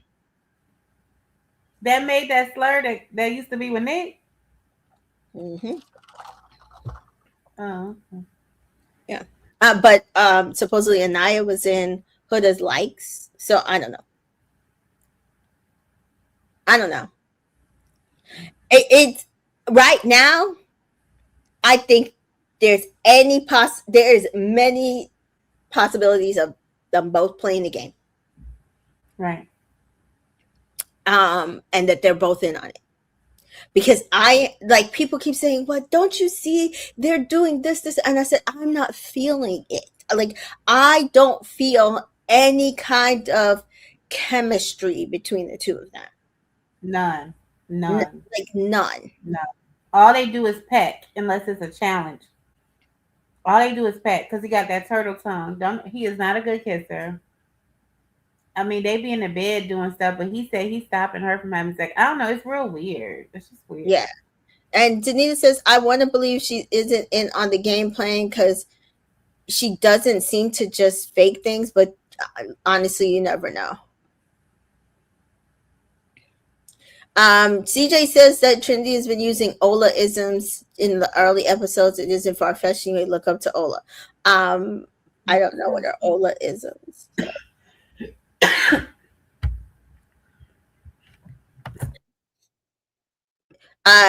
Vera says the same Bryce that agreed with Zach that Trinity is not getting his jokes, but then came to Costa and said that Trinity's the only one that gets his jokes. Exactly, that's what I'm saying. That's what I'm saying. So it's I don't know. I'm not going to sit here and be like, no, it's not happening. They definitely didn't do that. Look at what happened with Sammy and what's his name from All Stars. She definitely came in there and played a game. Mm-hmm. And she definitely, and I kept saying the same thing. I'm not feeling it. I'm not seeing it. And everybody else kept doing the same thing they're doing with Bryce and Trinity. What are you talking about? They're going to get married after this. Don't you see? They're so in love with each other. And they just sat there for me. And she wanted that money. And as soon as it was up, the gig was up, she was on to Tyreek. She didn't want that man. They literally same feeling for me. Same feeling for me. CJ says that ever since Zeta and Timmy, I've been cautious. Exactly. Because they be playing us. They be playing us, child. So at this point, I'ma just chalk it up. I'm gonna keep watching. Mm-hmm. But as Jessica says here, I don't have a full read on Trinity and Bryce, but I just watch from afar and support Trinity solo. That's where I'm at with it. Because I also feel like it's also possible that Bryce was playing a game and he was like soft launching in case Trinity dumps him. Mm-hmm. So, Parmita to Corbin, I want to kiss you, but I don't want anybody to see. And I was like, listen, y'all just stand on it. If you want him, just stand on it. Why you don't want nobody to see what you're trying to hide? I don't know. Because you already did it in Caleb's face enough. Exactly. So what are you trying to hide? Like, it's just stupid. Both of them clowns. Yeah. Melanie cuddled with Ronnie, she said, and he in the morning, and she said he was cute. She needs to know more. And Corey does say, I'm going to pull Melanie. Mm-hmm. And Anaya says, I really enjoyed talking to Carl. And Trinity says, does it feel different than when you talk to Casey? And Anaya says, low key. Yeah. Mm-hmm. Which again I noticed. Corbin says him and Parmita are very lustful, and TT says to the girls that she's gonna hold the line where Casey's concerned because that's who she wants. Corbin says that they can't move like the old villa, and I was like, "What? You can't move because the girls won't allow you to play them, and then here you can." Play these girls as much as you want to and then go back. Yeah, exactly. Danita says, well, Bryce needs to take some acting classes because at least Trinity got water to come out. Exactly. Exactly. Sincere says, yeah, we need to test these connections. I'm like, Sincere, you need to sit your ass down. He always wants to test something. So Carl likes Anaya breakfast, and then he sees her. He liked her little cowboy hat. Then he sees her in a bathing suit. He twirls her around. And he says, "Ooh, you look good, damn." Yes, he was liking what he was saying. Mm-hmm. I was like, "Please continue this energy, please." Yes. I needed to bring it back. Casey says, "Well, you think they're going through the same shit we're going through?" And Zach says no, because they haven't had stress this whole fucking time. Good looking guys are probably all over her, probably chatting shit about me. And I'm like, when since the girls haven't been stressed? According to y'all, they were stressed in y'all, and that's why y'all glad y'all not there. And this is what I'm talking about. All these OG boys, all they doing is chatting shit. Exactly. Ain't nobody even talking about him. Khalil is here, or Kali. It's like that guys are acting like they don't know that they're being recorded. They forget. They really do. 24/7 recording, guys. You think because you up against a wall, they're not recording your ass? They do. They get. Didn't I not stressed. Casey is like, oh, be to be real, like fucking thoroughly, honestly, I'm more attracted to TT. And at this point, I was like, between who and who? I thought he was saying between her and Anaya. And that's what I thought as well. And I was like, wait, where did this come from? And then he says, well, I'm going to tell Sydney, hey, I want to sleep with someone else tonight. I cuddled her barely. I literally cuddled her just like this morning. And of course, I just wasn't feeling it. It's like natural, like a friend. So now I know what I want. And I was like, oh, okay, so maybe he's just talking about Sydney, because where did that come from? But again, math started slipping. Yeah. Because later on, he does say that he thinks that she looks better than Anaya, you know. But guess right here, he was comparing her to Sydney, you know. Yeah. So Zach says, low key, that's how I feel about Alana. I don't want to cuddle and kiss her all night. I want to figure out, because I don't want another TT situation. I've been kissing her all week and then to go back to Kata. He don't want your situation, Casey. He don't, because why is he talking about TT? TT not his person. Why is he saying I don't want a TT? TT scared the shit out of him, honestly. I don't want a TT situation. So Melanie talks to Corey, and Corey says, from the jump, you're at my top. And I feel like a certain man would be great for you. And Mel does say, I like a dominant man. Uh-huh. And Corey says, well, like, I think I'm that type of man. And she's like, you think you can handle me? And he's like, yes, I know I can handle you. Okay. And she's like, I like that. And I was like, Dominican. Okay. Yeah. I mean, listen, honestly, I did like their conversation way better than I liked hers with Ronnie. And Ronnie. Yeah, I agree. So Che and Kata chat, and now we find out that Che has no social media, which it has been confirmed. Che has no social media.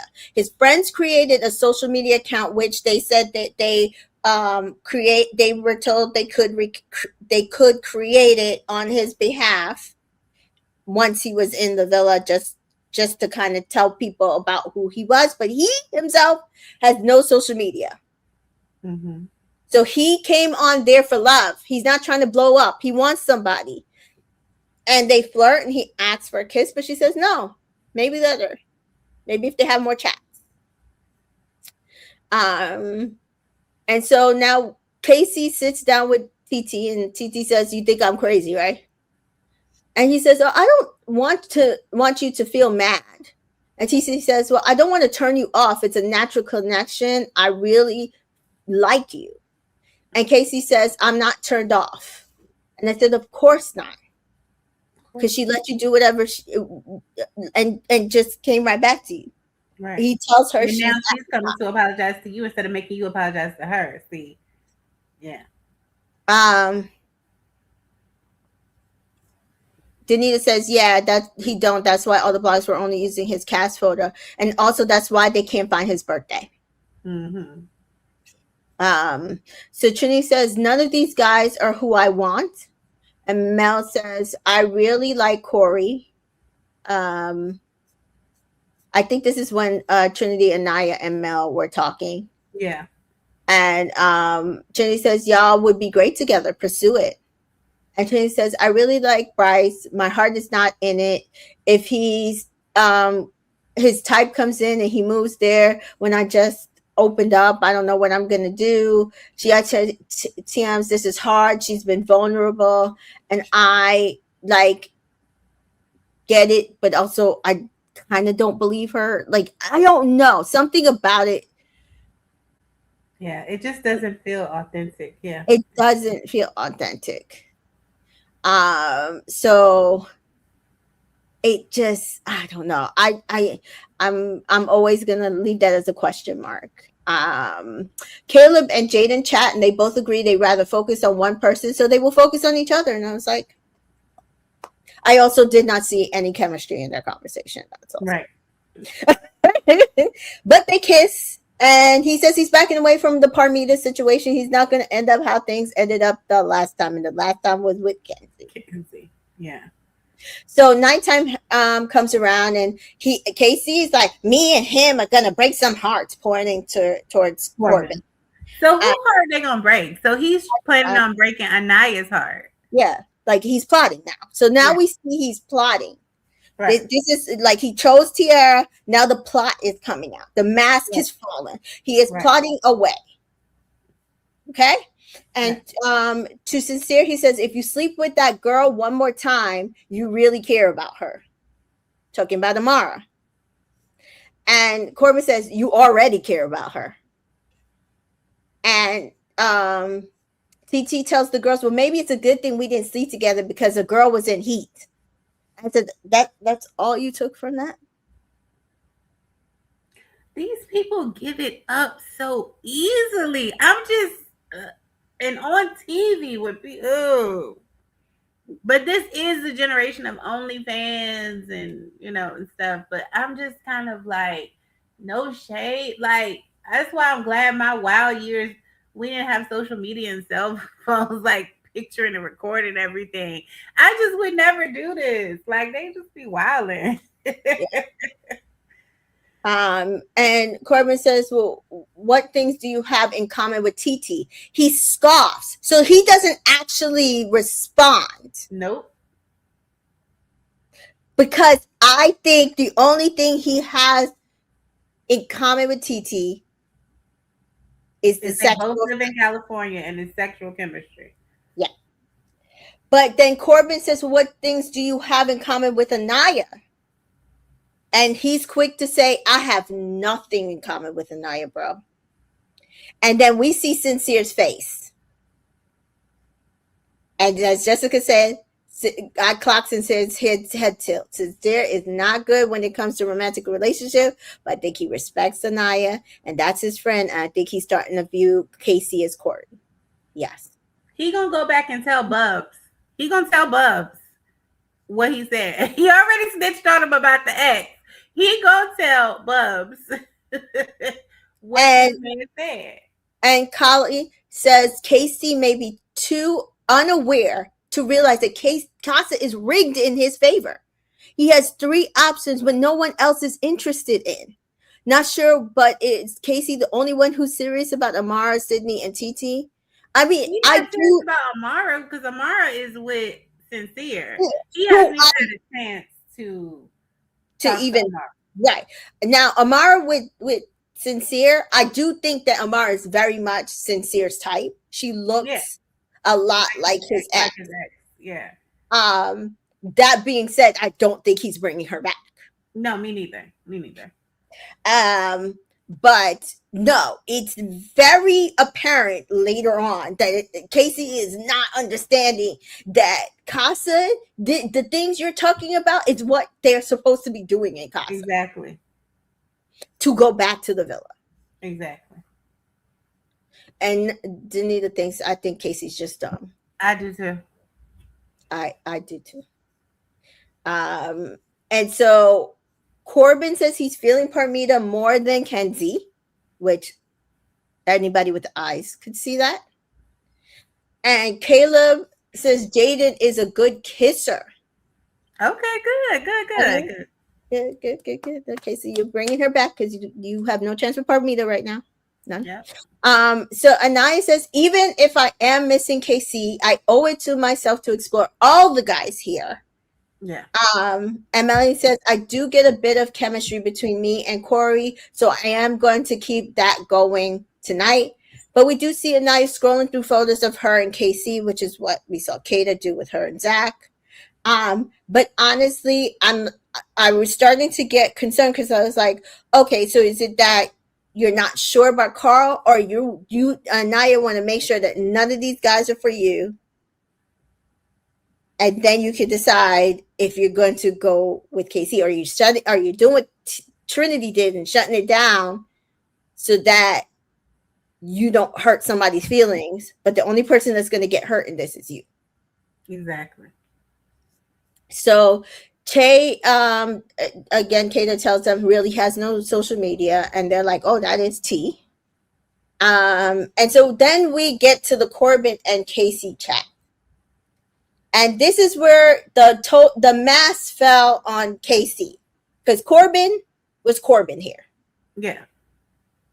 And I also think that Corbin does respect Anaya because he kept calling her Naya in this conversation. but he also, I don't think, is as attracted to Anaya, so he understands this. But I also think that he's going to tell her. Oh, Corbin's not going to tell her. No. So Danita says, insert red pill podcast and go. So Jessica says, when Casey wants to chat shit about Naya, it's always to Corbin. Always. Sincere wouldn't let that run. In the conversation we see with Casey, it's always complaining about Anaya. Sincere sees both sides. He doesn't bash Anaya. Right. So if he's going to bash Anaya, he goes to Corbin or Zach. Or Corbin and Zach. Right. And because especially the one time he did it in front of Bryce, shit got told. Yep. Because he pissed off Bryce. Because he also... And I wonder at this moment if he complained in front of Zach, if Zach would come back with something. Because I think at this point, Zach is starting to be like, now, wait a minute. I know I want to interfere with their relationship, but it's not really all Anaya. He might be, I fear he might be dumb. So I might have to take a friend. I wonder if Zach at this point is like, now, wait a minute. Yeah. Mary said, bashing Anaya, but it's you. It might be you. It's definitely him. Mary says, Anaya and Kata, please. One is red pill and the other is DL. Please wake up, girls. And I mean, yeah, exactly. But same could be said for Trinity. So I don't know. And Danita says, yeah, I feel like Casey knows Corbin ain't gonna say anything to her or Kenzie, but the other guys will switch either to Naya or their girls. Exactly. Yeah. And Vera also sees what I see, which is that Casey is trying to impress Corbin, and he's a loser. Because and a lot of these men are the ones who listen to the red pill and these male-centered podcasts and stuff. They care more about how men see them than women do. It's all about impressing the guy. Yeah, that's all it is. And Kate says, I think Corbin and Naya actually have become friends. It's been a few scenes of them talking and vent to each other, but Corbin's still not going to tell Anaya. Zach, Sincere, and maybe Bryce will, though. That's exactly how I see it. Yeah. Jessica says, I think Anaya still feels an attachment to KFC because of how long they were coupled up. I think she knows that she's has more in common with Carl. I think it's just comfortability and not a connection. That's this. Well, I mean, at this point, he portrayed. I said yesterday or the day before that I think that Casey was mouthing off and chatting a lot of stuff that made her more emotionally invested than she should have been. Because that is why she started overthinking, because his actions weren't matching what he was telling her in the dark.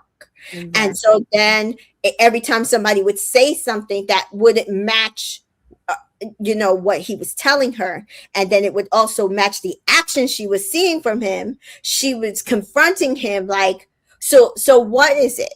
Because like, you don't have to do this. Right. Absolutely. And then everybody got mad at her and said she was the problem, because what she was supposed to do was just take it until he was ready to leave. Right.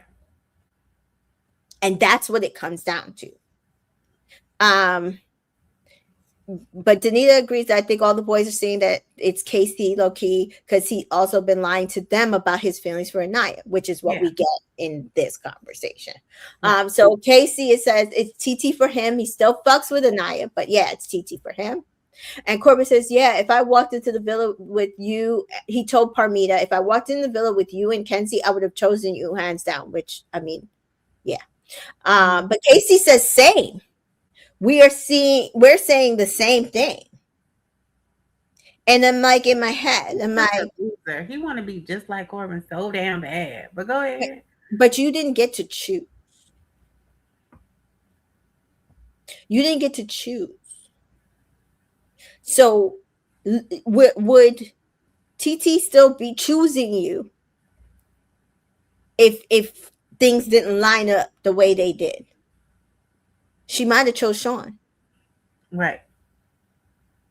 You never know. But Corbin says, makes sense. You're just saying you have more of a personal connection with her also.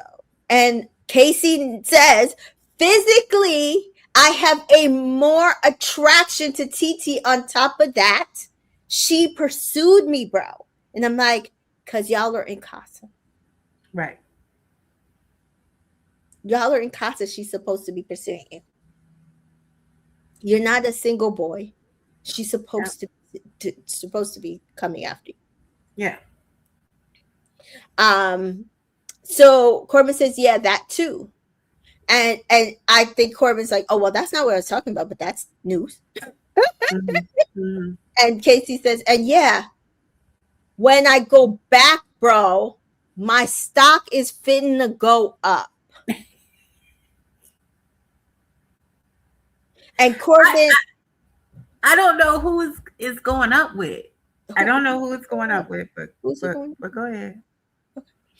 And Corbin says, so you had it in your head that Anaya didn't really pick you, because now he's picking it up. Mask is falling. And KCC said, that's what I'm saying, bro. I'm going to tell Anaya, you ain't really picked me. Now you going to tell her. After you got, because you had to secure somebody else first. And now that you secured somebody else, now you can go back and tell her, you ain't really picked me. Yeah. TT literally came in here and said, I want you. I've been watching you. Exactly. She got to watch you.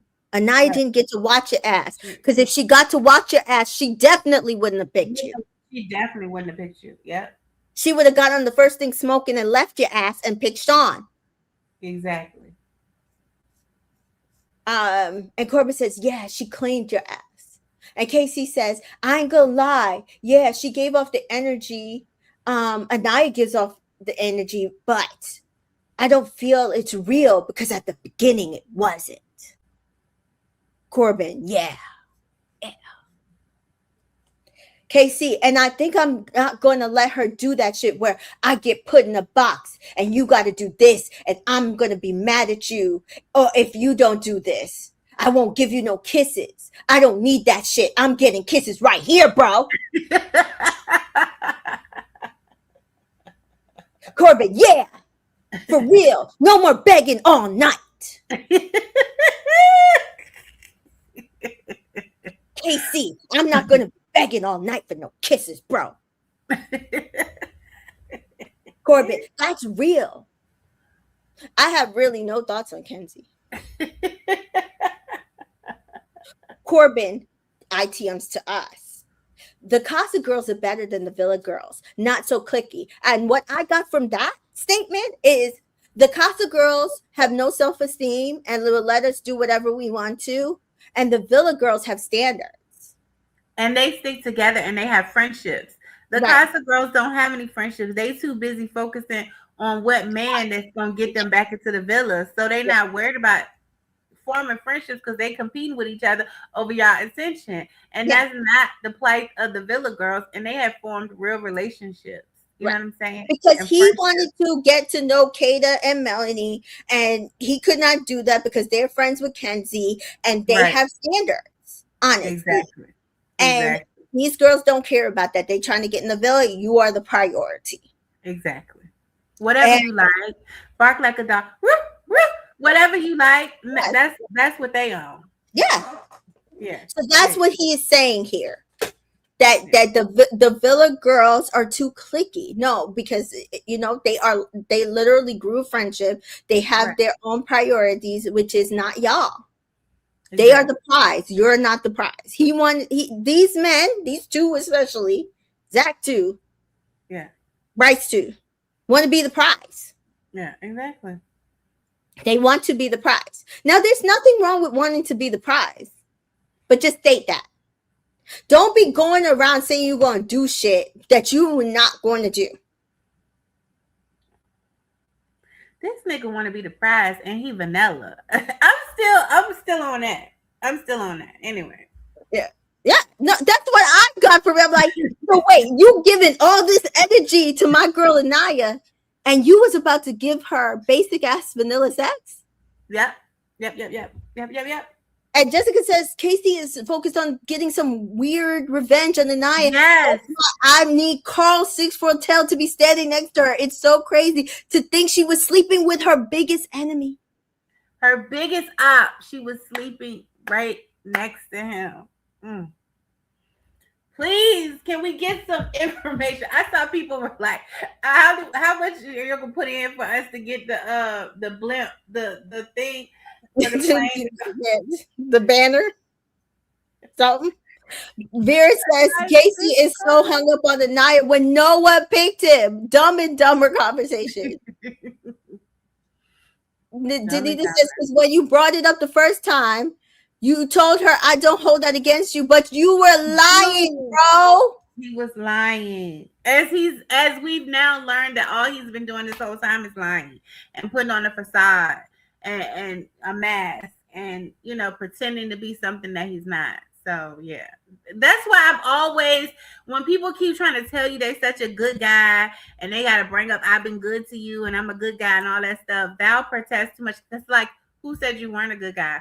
But now we see you were trying to play the role of a good guy, but you're really not. And so I want to show a clip because I noticed something that we actually we projected this was the case. Okay.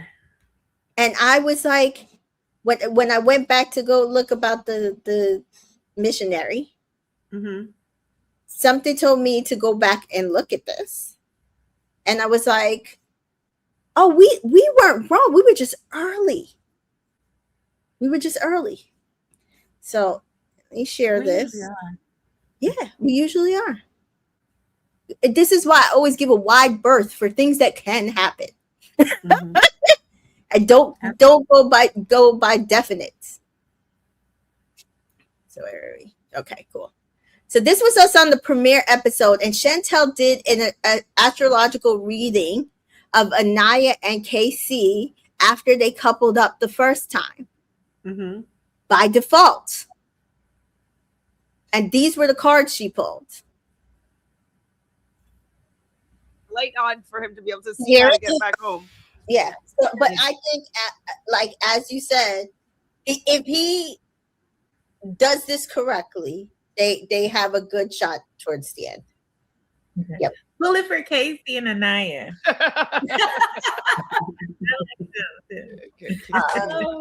So while she's pulling, they confirm to each other they really like each other, because Anaya was saying she wasn't sure how, like, if he was really feeling her. It's like, girl, are you looking? Because the man likes you.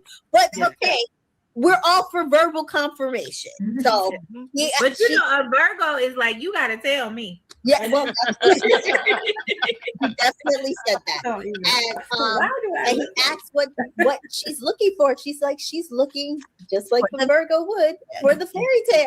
Yeah, she wants the butterflies. She wants to be courted. She wants to bring the fairy tale to the tangible world.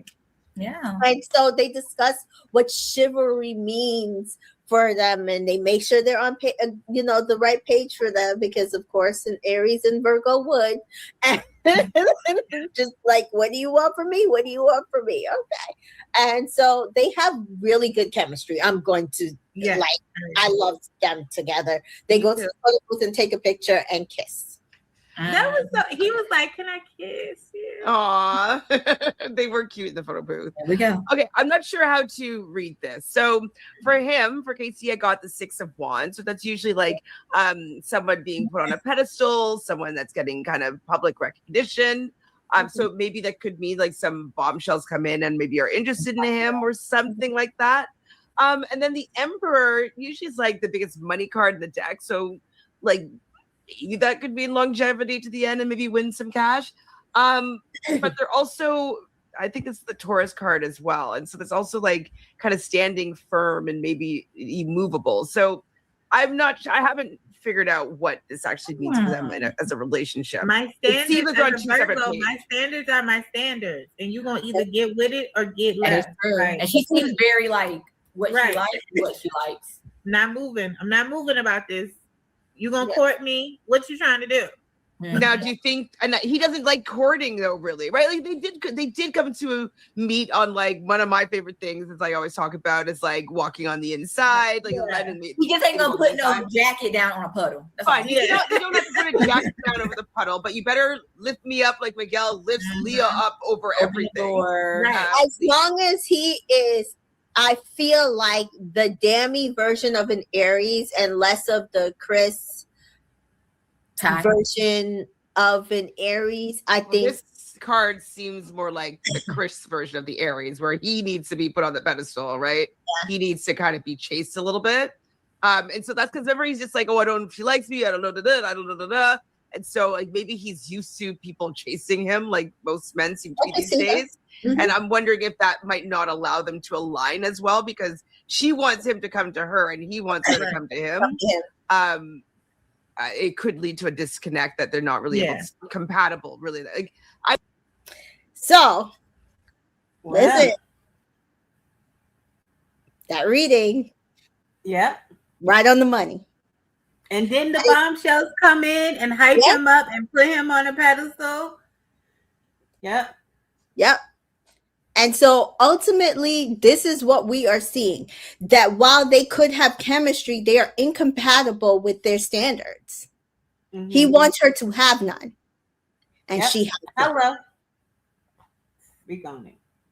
So I thought that was very interesting, that we were like, listen, if he plays this right by going one way and not lean another way, they could work this. But he would have had to play it right, which means play a role, because it's really not in him. And that's what it is. It's definitely not him. He is the type of man, which a lot of these younger guys in their 20s are, that wants to be pursued. It's so sickening to me. That is so whack and so sickening. When did this generation become that? Like, a man is supposed to pursue a woman. Yeah. So sickening. And so he's not giving anything above and beyond in any way, not on the floor, not in the villa, not in the bedroom. Kay says, not y'all remember your roots. I was like, hey, like dig it into this. We called it. Yeah. Perche says, I've seen a lot of astrologers and tarot say they didn't like the energy between them. Mm-hmm. And Danita says, we called it. Yeah. Chantel, you nailed it. Yeah, you nailed it, Chantel. Yep. Vera says, gosh, I love Tara. Me too. And Perche says, and it was on Casey's side. It was on both of their sides, because again, Anaya has standards and she has been sticking to them in order for them to work. In order for them to work, she would have had to lower her standards. And now people are mad that we're saying things like, oh, Carl is a man. Carl is bringing more maturity and this to the table. And they're acting like we're being microaggressive towards KC. But honestly, KC is in there for booty.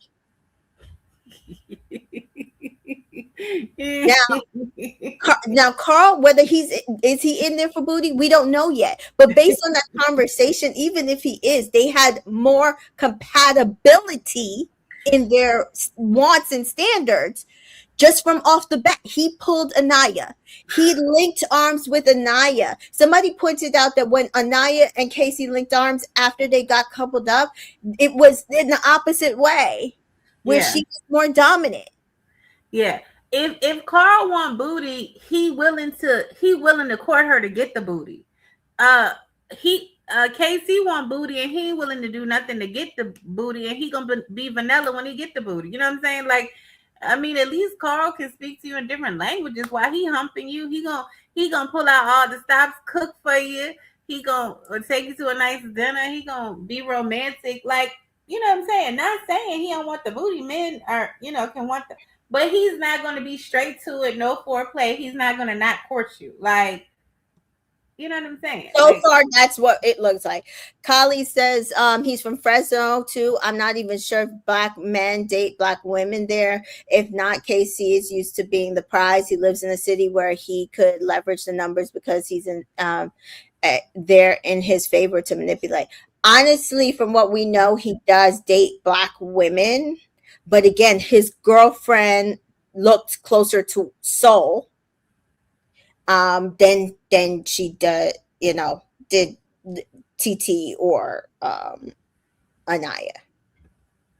So maybe he's playing a game also here where he doesn't like black women as much, possibly. But right now, that's not what we're seeing. Mary says, I do believe KC likes black women. He's just very red pill. And that's what it is. When you are red pill like this, you don't like women because you are the prize as a man. Yeah. Basically, in that relation, in that connection, both of them wanted to be the princess. Yeah. There was no prince to be found in this situation. And yes, Jessica says Cartler's willing to work for the booty. Casey thinks he's entitled to it. Absolutely. From it. So we go to the game and the villain gets a text and it's raunchy racist, temperature rising. Now, I actually loved what they did with raunchy racist this year. Some of the stuff we asked for, like Danita asked for them to call out the names so that the girls would know like exactly who was doing what. I like little they kind of did like the stick or twist where they did the measurements on the different stands. And yeah, I really, really liked this. So with the raunchy racist, they had a like a bingo thing where you had to pick a ball and it just different categories, which were mostly sexual moves. And look at all the different like intimacy, sexual, physical moves that they put in there. All of it wasn't kissing. It still was doing too much licking and it was doing a lot, but I'm still saying it was still but notice that even when they were supposed to be doing stuff like tickling, they were kissing. And I was like, that's not a tickle. Kissing and humping and gyrating and splitting and still doing it. Yanni says, so Casey never reassured Naya at any point in the villa. No, what I'm saying is he reassured her, but he was lying. Yeah, he reassured her so he could play in her face. Right, he reassured her, but his actions, it didn't match. His conversations with the boys didn't match, so he kept getting called out because he was lying. Exactly. But yes, he kept reassuring her with his words. But his actions were not reassuring. No. And Danita says, so Casey was rolling his eyes at Naya's princess comments because he felt like he was supposed to be the one doing the bending. Are you doing the bending? So you doing the bending. So we have Mel and Corey versus Sincere and Amara, and they did the lick. What did you think of that one? I was like, this is a lot already. But Mel wanted to win though, so she was like Mel. Listen, they were getting down and dirty. That I saw more ass. I know this episode that I've ever saw in the villa ever. Don't you think? Them dresses were like up to their backs. It was just because it was hot, but it was a lot. Says Danita. Yeah.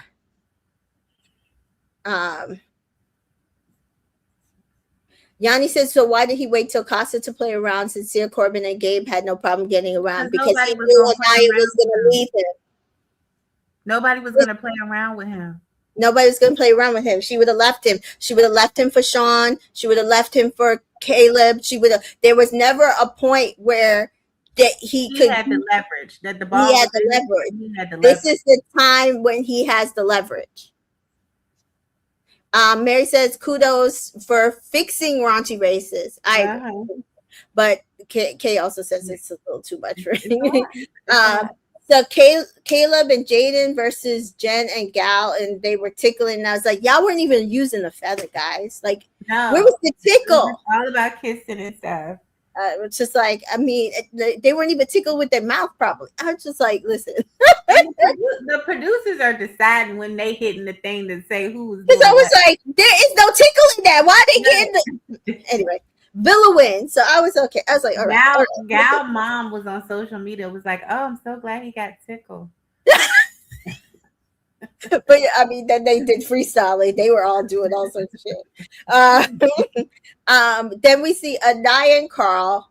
Because right before this, Casey is like, "Oh, I thought it was over for us because like the villa kept winning, but then we turned so the we top." missed a couple, so it was 3 couples that went because they were the 4th people to win. Oh, I didn't say Kata and Shay versus Zach and Alana. Okay, who did kiss?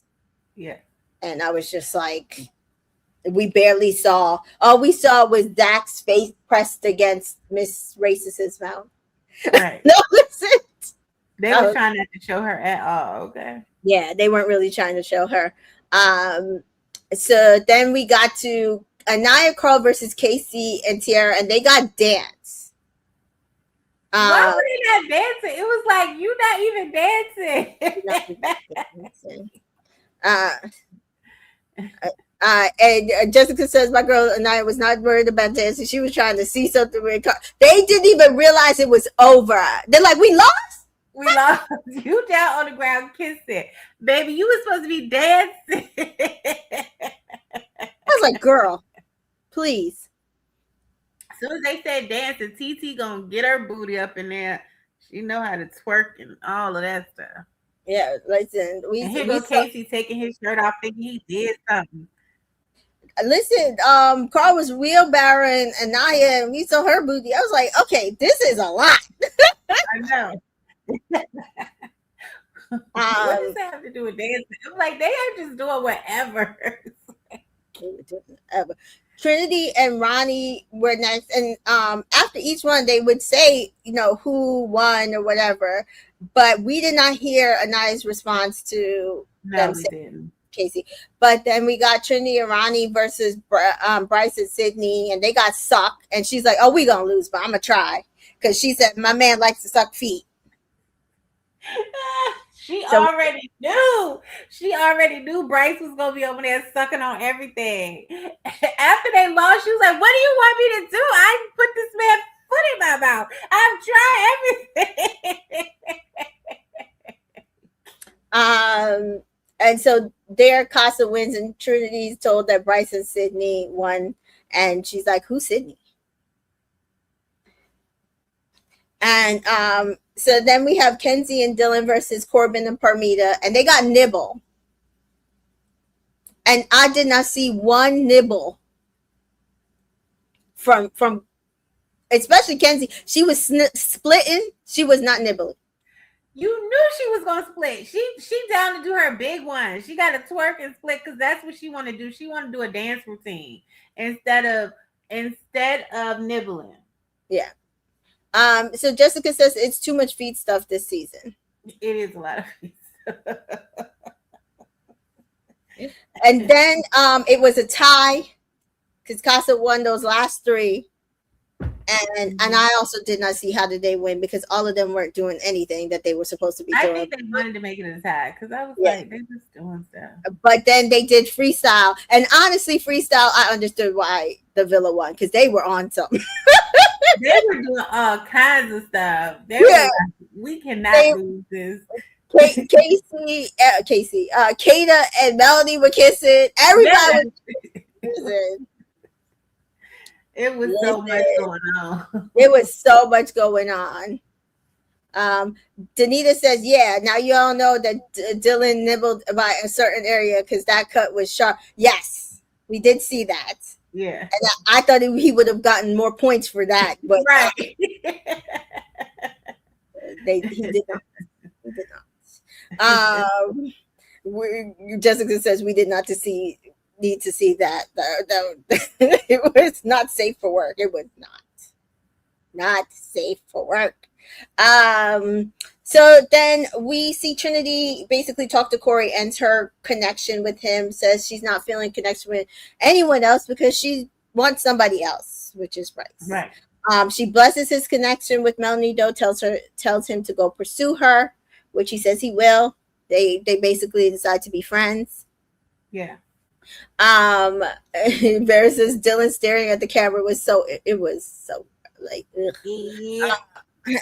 Melanie and Corey are in the speakeasy, and basically he starts hinting to her Yeah. the fact that he watched like Sincere thoroughly disrespected her, Right. lying to her, not telling her exactly what he was saying to Soul, and she's like, so he was like really like telling us different things.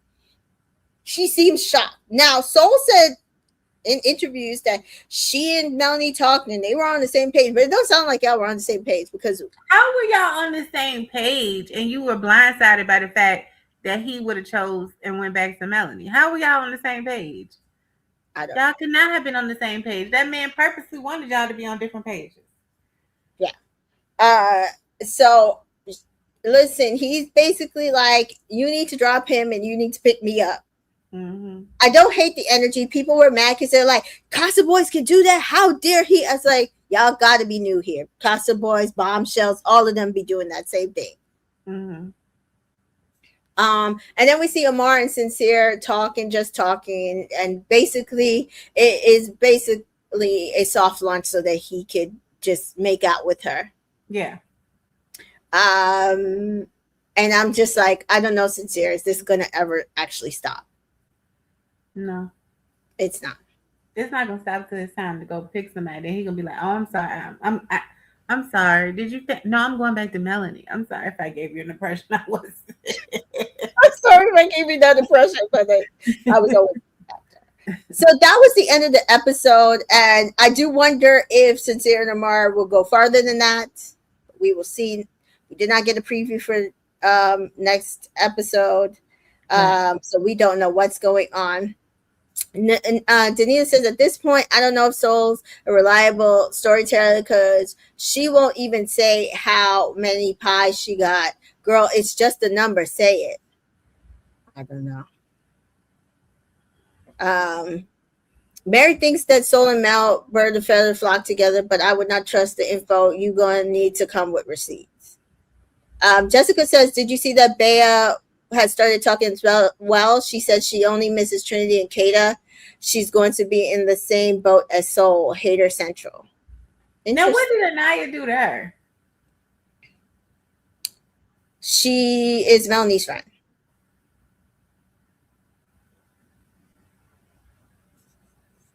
So is Trinity. Trinity is Melanie's friend. Trinity was more Bea and Kata's friend than she was like one-on-one with Melanie. But now that Bea's gone, it's like core four. So they're all friends, closer than they are, I think, to like Kenzie and Jen. Mm-hmm. So Jessica says the lack of Anaya and Carl scenes was stressing me out, me and my homegirls out, and I hope that will change Thursday. Same. I said that honestly, I'm trying to hold my concern because maybe they're just saving it for another episode. They had other things to show us here. Because I think they had to show us all of KC's true colors here, so that on Thursday they can focus on Anaya, and her story is not going to be full of downing KC or resentment or talking bad about him. Hopefully her story is going to be her opening her eyes and being courted and admired and talked to beautifully by a nice man. Like, hopefully that's her story, and it's not even going to focus on downing KC or talking about KC. It's just going to be focused on her and Carl getting to know each other and her opening her eyes to the possibility of him. I'm hoping and praying. I'm hoping somehow they get something to her. Please send them clips, send them bird signals, something for her to know she has got to pick this man. She's got to pick him.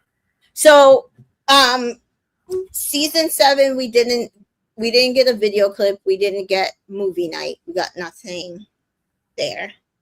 Season 6, we got video clip, movie night, Twitter challenge. We also didn't get Twitter challenge. We got a Twitter style challenge with the season 7. But I really hope that we get a real movie night here. Yeah. We need it, regardless of whatever happens with all these couples. We need, these girls cannot come off of this island without knowing exactly what these men have been through. Right. On top of that, I personally need them to send a video clip to Anaya. Now, yeah. I am conflicted because we kind of said the same thing season 6. Season 6, we were like, we wanted them to send it, but also I did not want them to send it for it to mess up the girls choosing, right?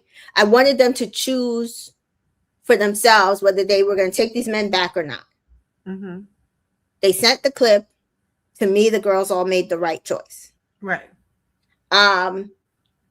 So we though got a first, like a kind of glimpse that they were sending them a video and that they saw Cordell on top of, or Dea on top of Cordell. Right. In a preview the Tuesday night. And then we had to wait Wednesday to Thursday for us to see what they were going to do. So Thursday, that they did the game, they said the clip, then it was the fallout from that, from Thursday into Friday, then Friday was the recoupling. I'm still holding out hope that they do something the same way, because I'm very concerned that Anaya brings no one back. And then she ends up in a similar situation to Arlandria last season. Yeah. And while I do think it's possible for them to send more bombshells in, I'm concerned she's not going to find as good of a connection as potentially that she has right now with Carl. Yeah, I agree. Now, I also had another idea that if all of this doesn't work out, she could try to pursue Caleb. Because I'm really not seeing him and Jaden's connection, honestly. Yeah, he's not really that into it. I don't know if he's into Anaya either. I don't know, but there was never an opportunity to really get to know Anaya. Mm-hmm. So that's also another option. She could try to take Caleb from Jaden, and we could see if that would work. But I personally think that I need her to bring Carl back. So however, I don't know if the producers can sit there and talk to Trinity, the entire girls, her, however, like when I tell you I need y'all to manipulate like y'all never manipulated before, I do not need this. I do not need to watch this girl be a Casa victim to this man. I know.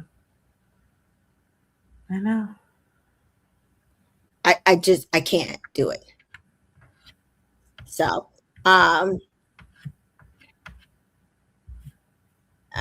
and Kay says, I don't want Anaya pursuing anyone. I need a good, honest, or attractive man to pursue her. Right. I mean, she's an OG, so she has to pick here. That's all I'm saying.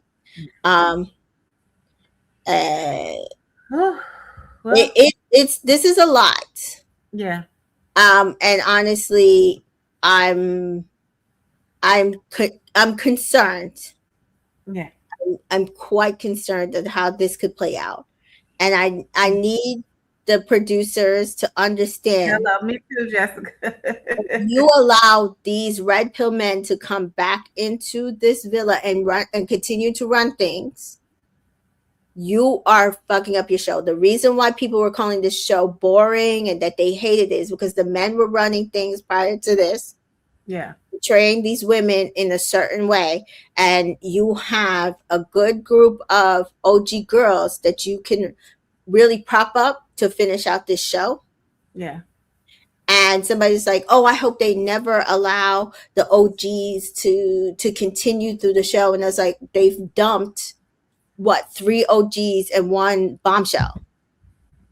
So again, they're not letting the OGs run the show. They're letting the OG men run the show. Right. And getting rid of the OG women that people actually like is not going to save the show. Exactly. So whatever you have to do to fix this, I personally would rather see if he, which we pretty much know, Casey's gonna bring Tiara back. Mm-hmm. I personally would rather see her back in there with Carl. Yes, me too. And finding out stuff, and then deciding for herself what she wants to do. Because honestly, I need her to have a better option than Casey. Yeah, so absolutely. Like Danita said earlier, once movie night comes, it's the nail in the coffin for him. Right.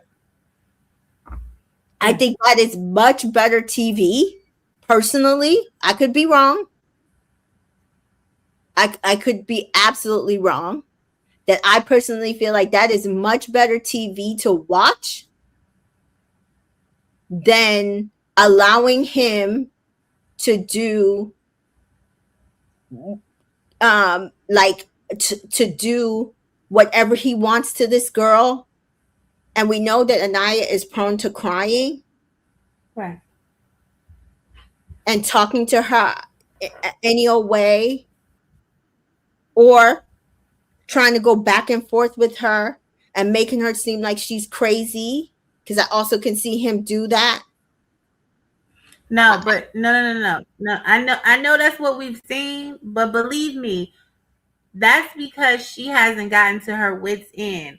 When there's another part where somebody really angers you and you feel like you have been loyal to them and they have done you wrong as a Virgo, you will see it's a different side.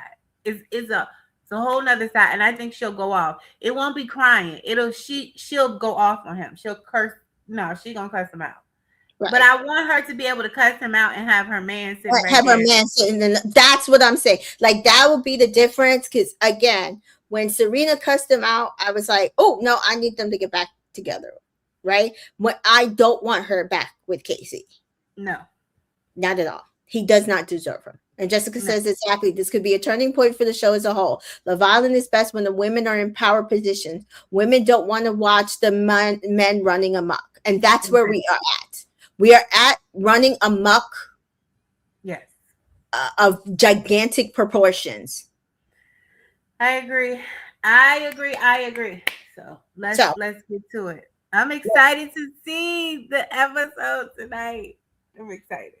Yeah. So I'm excited to see how this plays out. But I'm trying to give y'all an idea. We're praying. Everybody needs to pray tonight. Yes. I listen. I do not want to watch Anaya going through turmoil. I'd rather her go through hurt, but not turmoil. Yes. Oh, yes. So that was it for this episode. So we want to say all our predictions. Who do we think is bringing somebody back? So we want to say the men. Men, the only ones not bringing somebody back right now is Zach and Bryce. So you think Sincere. Okay. I personally hope that the Casa victim is Sincere. Personally, I would love that. Not that I think Melanie's not going to go back. That would be great. Yeah, I don't think Melanie's going to do it, but that would be great. It would be great. Yeah, see, this is what I want. I don't want Anaya to flinch when Casey comes back with TT. I want her to compliment her, congratulations, and move on. I want all the ire to come from movie night, honestly. Yeah. Again, nail in the coffin. So, yeah, Mary says, Corbin, Parmita, Caleb, Jaden, Casey, TT. That's what I got. Yeah. And then with the girls on the women's side, Jen and Kenzie. Yeah. And Anaya. I'm going to put out in the air Anaya and Hope Melanie, but right now it's not looking good. Yeah.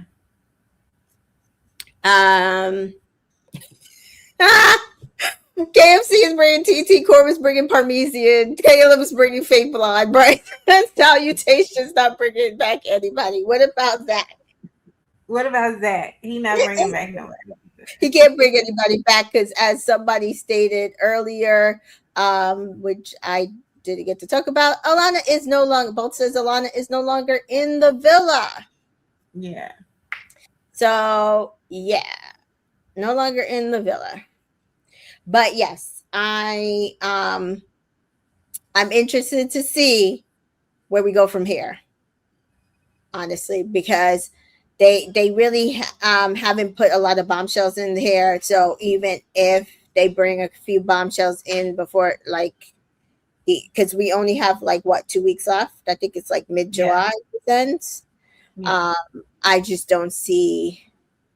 I don't see how, like, it could be a Mimi Josh situation, Amber Greg situation, but again, those situations happened in the UK, where it's like the time is so much longer. Right. But we did have the what's her name?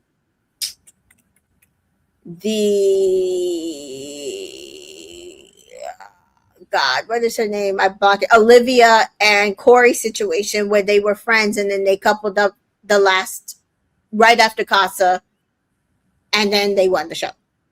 Because honestly, I still hate that. Yeah, it was the lesser of two evils. I don't. Which is honestly what I'm kind of saying about the Caleb Anaya type of situation. Like, they were friends, couple up. Yeah. Yeah, but I don't think we've had a case where, the people who have coupled up within the last week actually win the show that people didn't know. Right. I mean, they knew Alandria and Nick. Yeah. But. And even still, they made sure that they would win the show. Okay, says Zach is bringing Bryce back. Got it. True. Yeah. Yeah. And Jessica says, I'm manifesting that Naya clicks call, so I'm just going to keep the faith. Same here. And we want Devonda. Hi, Devonda. Devonda says we want vindication for Anaya. We want vindication for Anaya. Hot Pepper says, I need Anaya to bring Carl and TT to give Casey hell. Yes, love it. Run them ragged. Mm-hmm. No, so Amaya and Brian coupled up for the last week and won. That's not what I'm talking about. Again, we knew Brian from Casa, so he was a Casa boy. I am saying we haven't gotten it where they sent in a bombshell at the end of the game, so the last week or two, and they've been able to go far in the game or win it. It's like in the UK, Josh came after Casa. So he came in the last 2 weeks, and him and Mimi won, right? He came after the last 2 weeks. Yeah, and with Amber, I think Greg came the last week and won. Yeah. So. Yeah. So that's in the UK. Yeah. We're just saying. But again, like somebody said, the UK is a longer game. Yeah. Okay. Yeah. Alana did make the finals with Charlie, but also Cash asked to leave. So.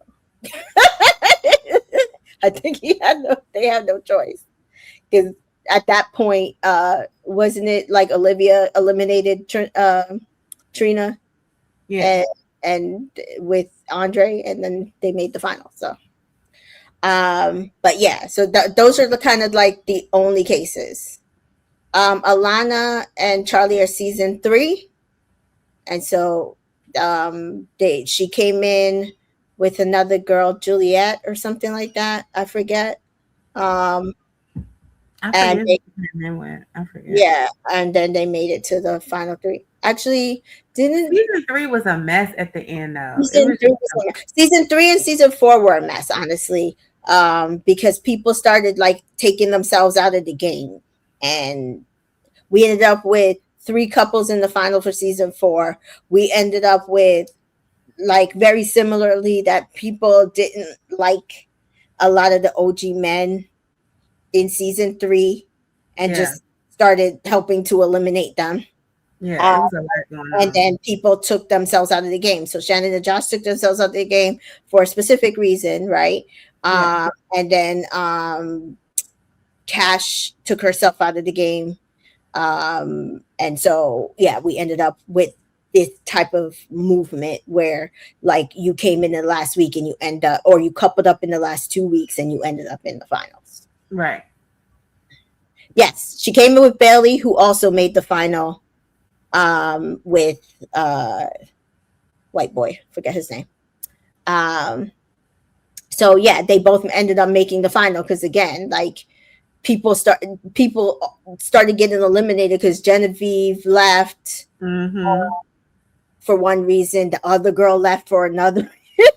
There was a lot going on. Yeah, there was a lot going on with season 3, honestly. Those seasons were a mess. They were good times when we didn't have to deal with the crazy fans with weird tastes, but yes, but they were a mess. Can you imagine the fans like having to deal with that? They would have lit something on fire dealing with all of they would have. But yeah, Kay says, okay, true. I don't see no brand new bombshells coming in and winning. Yeah, that's what I'm saying. I think it'll be very hard at this point for a new bombshell to come in and build the kind of rapport with this type of audience that we have here to get them to the end, unless it's by default. But back then they used to vote differently. The villa used to vote people into the final. And then we would vote amongst those who we wanted to win. They don't do that anymore. They don't do it like that anymore. So that's why we're saying we need everybody to send positive vibes, pray, manifest, whatever it is that you do, that this works out. And I will bring Carl back because that's what we need. Mary says the best seasons of UK season 5 and 6. None of the OGs made finals, but yeah, did Amber make the final of season 5? Wasn't she an OG or did I miss that? I thought she was an OG. You know, I ain't started watching UK till after. Yeah, I swear that Amber was an OG. That's why she ended up winning. Because it was her and Greg. Kay says we got to send a messenger pigeon. Something. Start now, but I'm pretty sure they already recorded it probably today or yesterday. So, all right, guys, thank you for joining us. We will be back to discuss the next episode. Just pray for good things. Pray, like I am tired of watching, especially Black women, be left in the dust by these dusty men because they sitting here saying they actually like them. I'm over it. I don't want to see it. I hope the Love Island gods, which are the producers, understand I don't want to see it. Y'all have sent in how many men for Kenzie. I am tired of seeing that you could not sit here and provide Anaya an alternative, honestly. Right. I actually wanted her. Right. So, all right. Thank you, guys. So tell the people where they can find you, Miss T Joy. On Instagram and Threads at Miss T Joy, Facebook, YouTube at Miss T Joy 1334. And as always, you can follow me at Entertainment in Color at Entertainment Media on Snapchat, Twitter, and Facebook, and Entertainment in Color on Instagram. Threads and TikTok. And yes, I've been chit-chatting as much as I can. Because when I can't get it out, I gotta somehow get it out. And so people have been messaging me. I see what you were posting. I see your messages. I'm like, listen, this man is a loser. Like, actually over Casey, honestly, and his shenanigans. I don't want to see it. I just want to know when I can vote him home back to his plants. All right, guys. So we will see you next time.